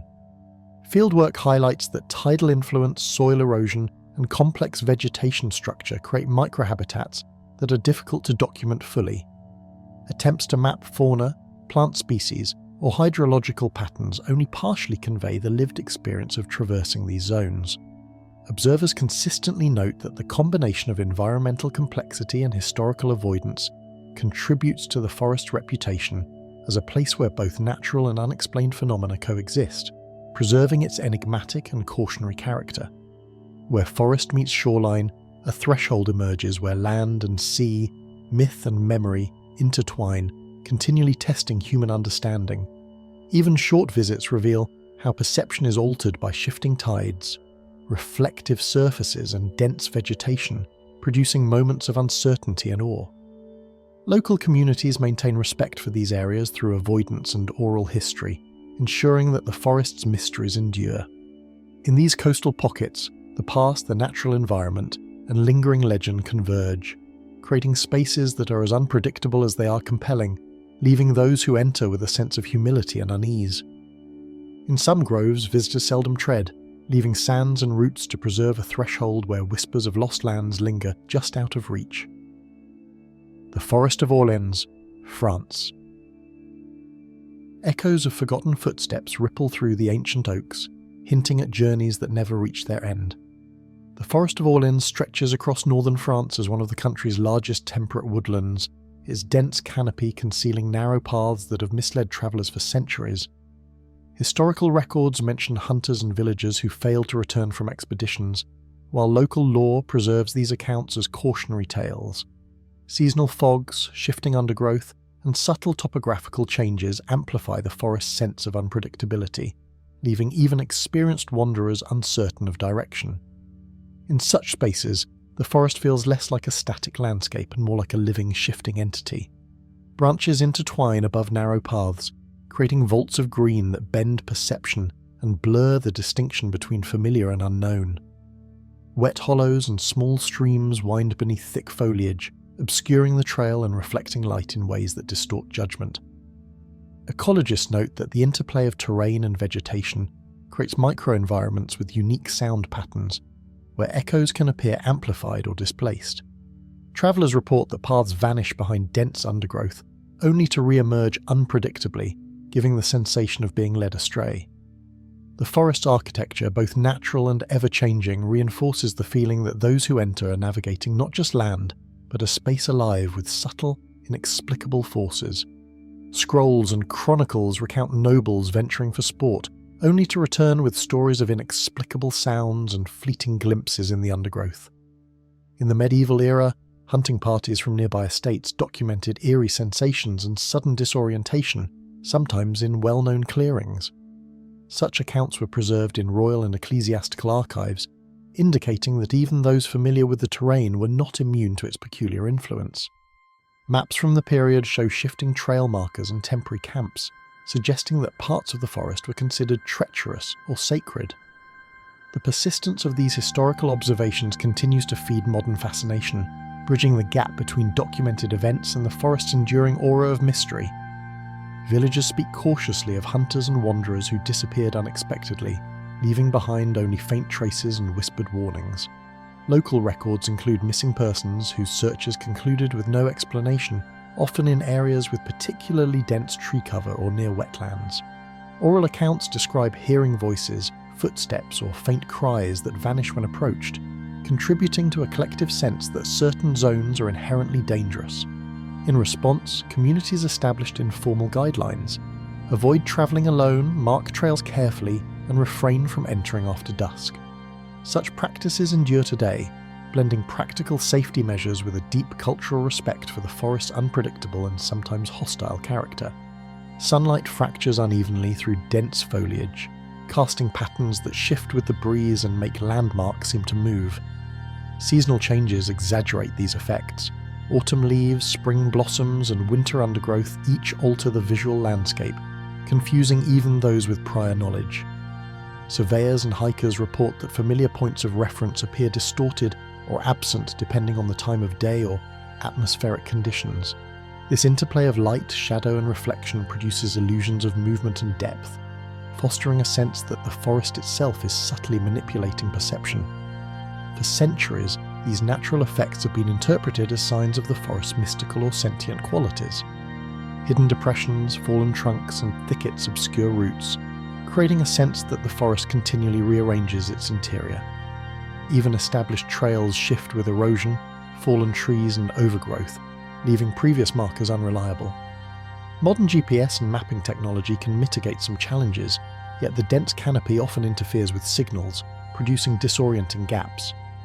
Ecologists studying forest dynamics note that the combination of soil movement, water channels, and seasonal vegetation changes contributes to navigational difficulty, reinforcing the forest's enigmatic reputation. For those unfamiliar with its subtle cues, the environment can quickly become disorienting, leaving visitors to rely on intuition as much as observation. Evening brings an unusual stillness, punctuated by sounds that appear deliberate yet have no discernible source. Creaks, wind in branches, and the movements of nocturnal animals are often perceived as something else: whispering, footsteps, or faint laughter. Observers have reported fleeting silhouettes and shapes moving just beyond vision, though no wildlife or human presence can be confirmed. These occurrences are particularly common near old hunting grounds, abandoned pathways, and secluded glades, lending credence to the forest's reputation as a space where natural and inexplicable phenomena intersect.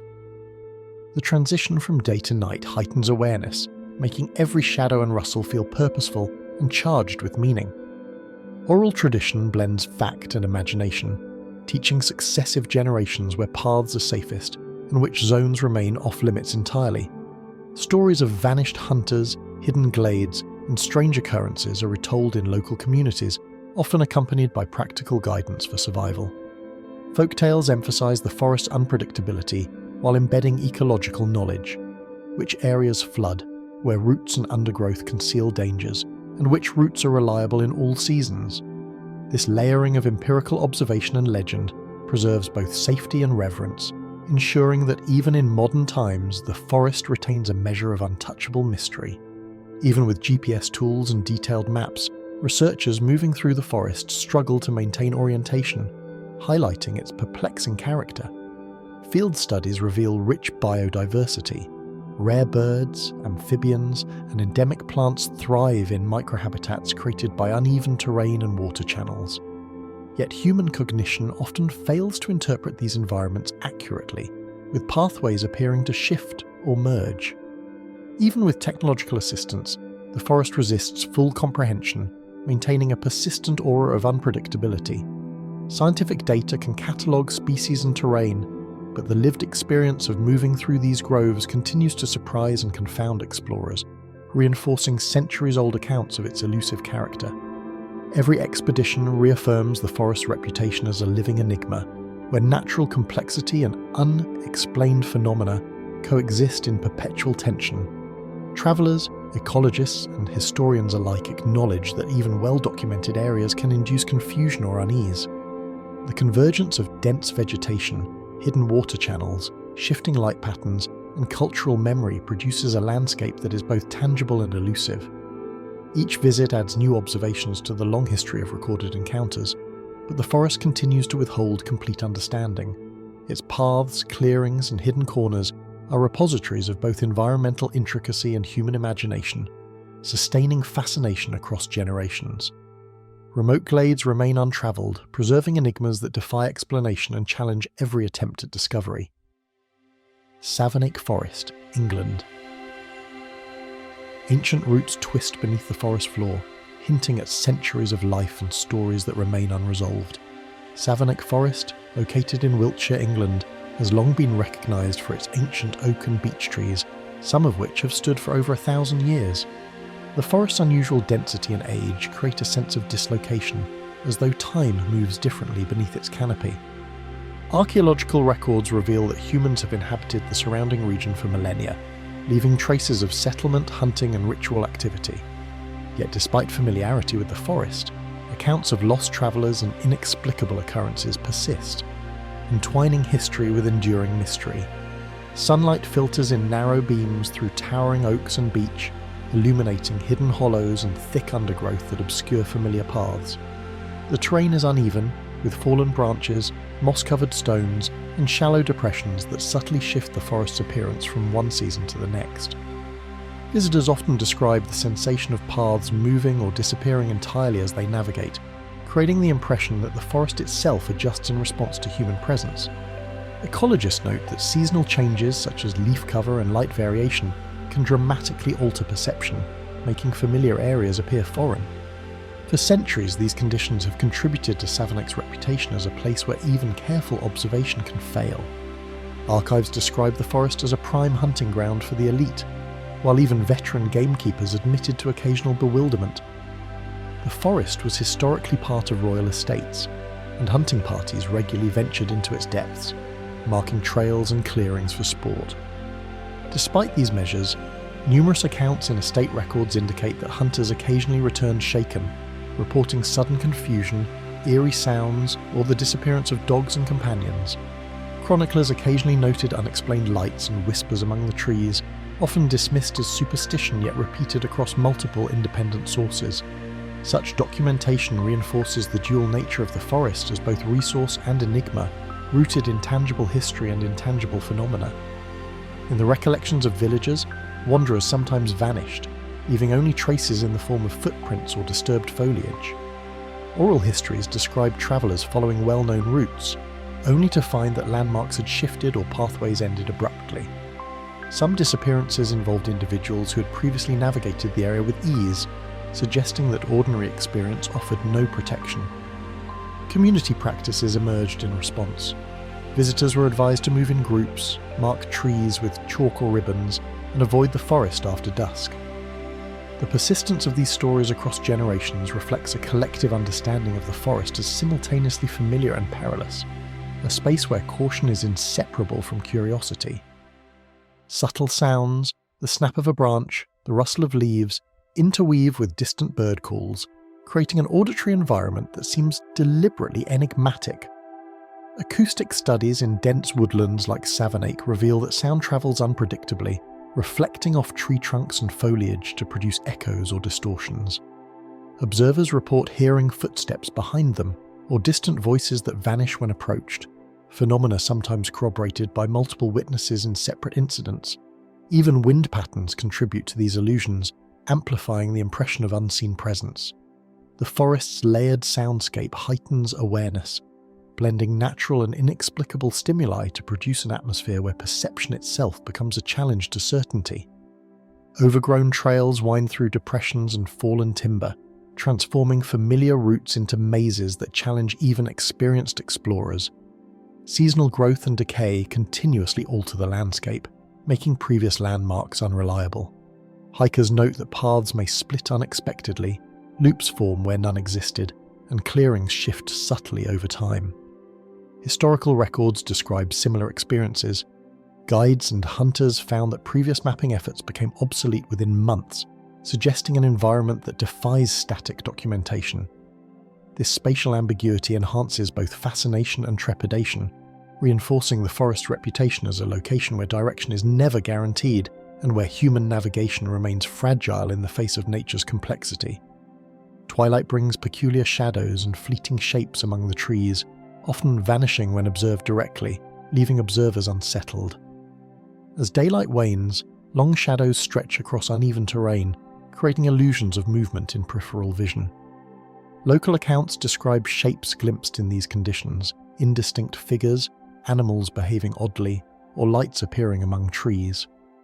Despite extensive wildlife surveys, many reports cannot be reconciled with known animal behaviour, suggesting that perceptual distortion plays a role. Nightfall accentuates the forest's enigmatic character, and those who enter after sunset frequently describe a heightened sense of vulnerability, as though the forest's mysteries become more immediate and its hidden features more insistent. Passed down through generations, these stories combine truth and legend, guiding people on safe paths and warning of areas best left alone. Folktales recount missing hunters, concealed glades, and sudden disorientation, forming a cultural knowledge network intertwined with practical guidance. Parents and elders caution children to remain on marked trails and respect certain boundaries, instilling both reverence and caution.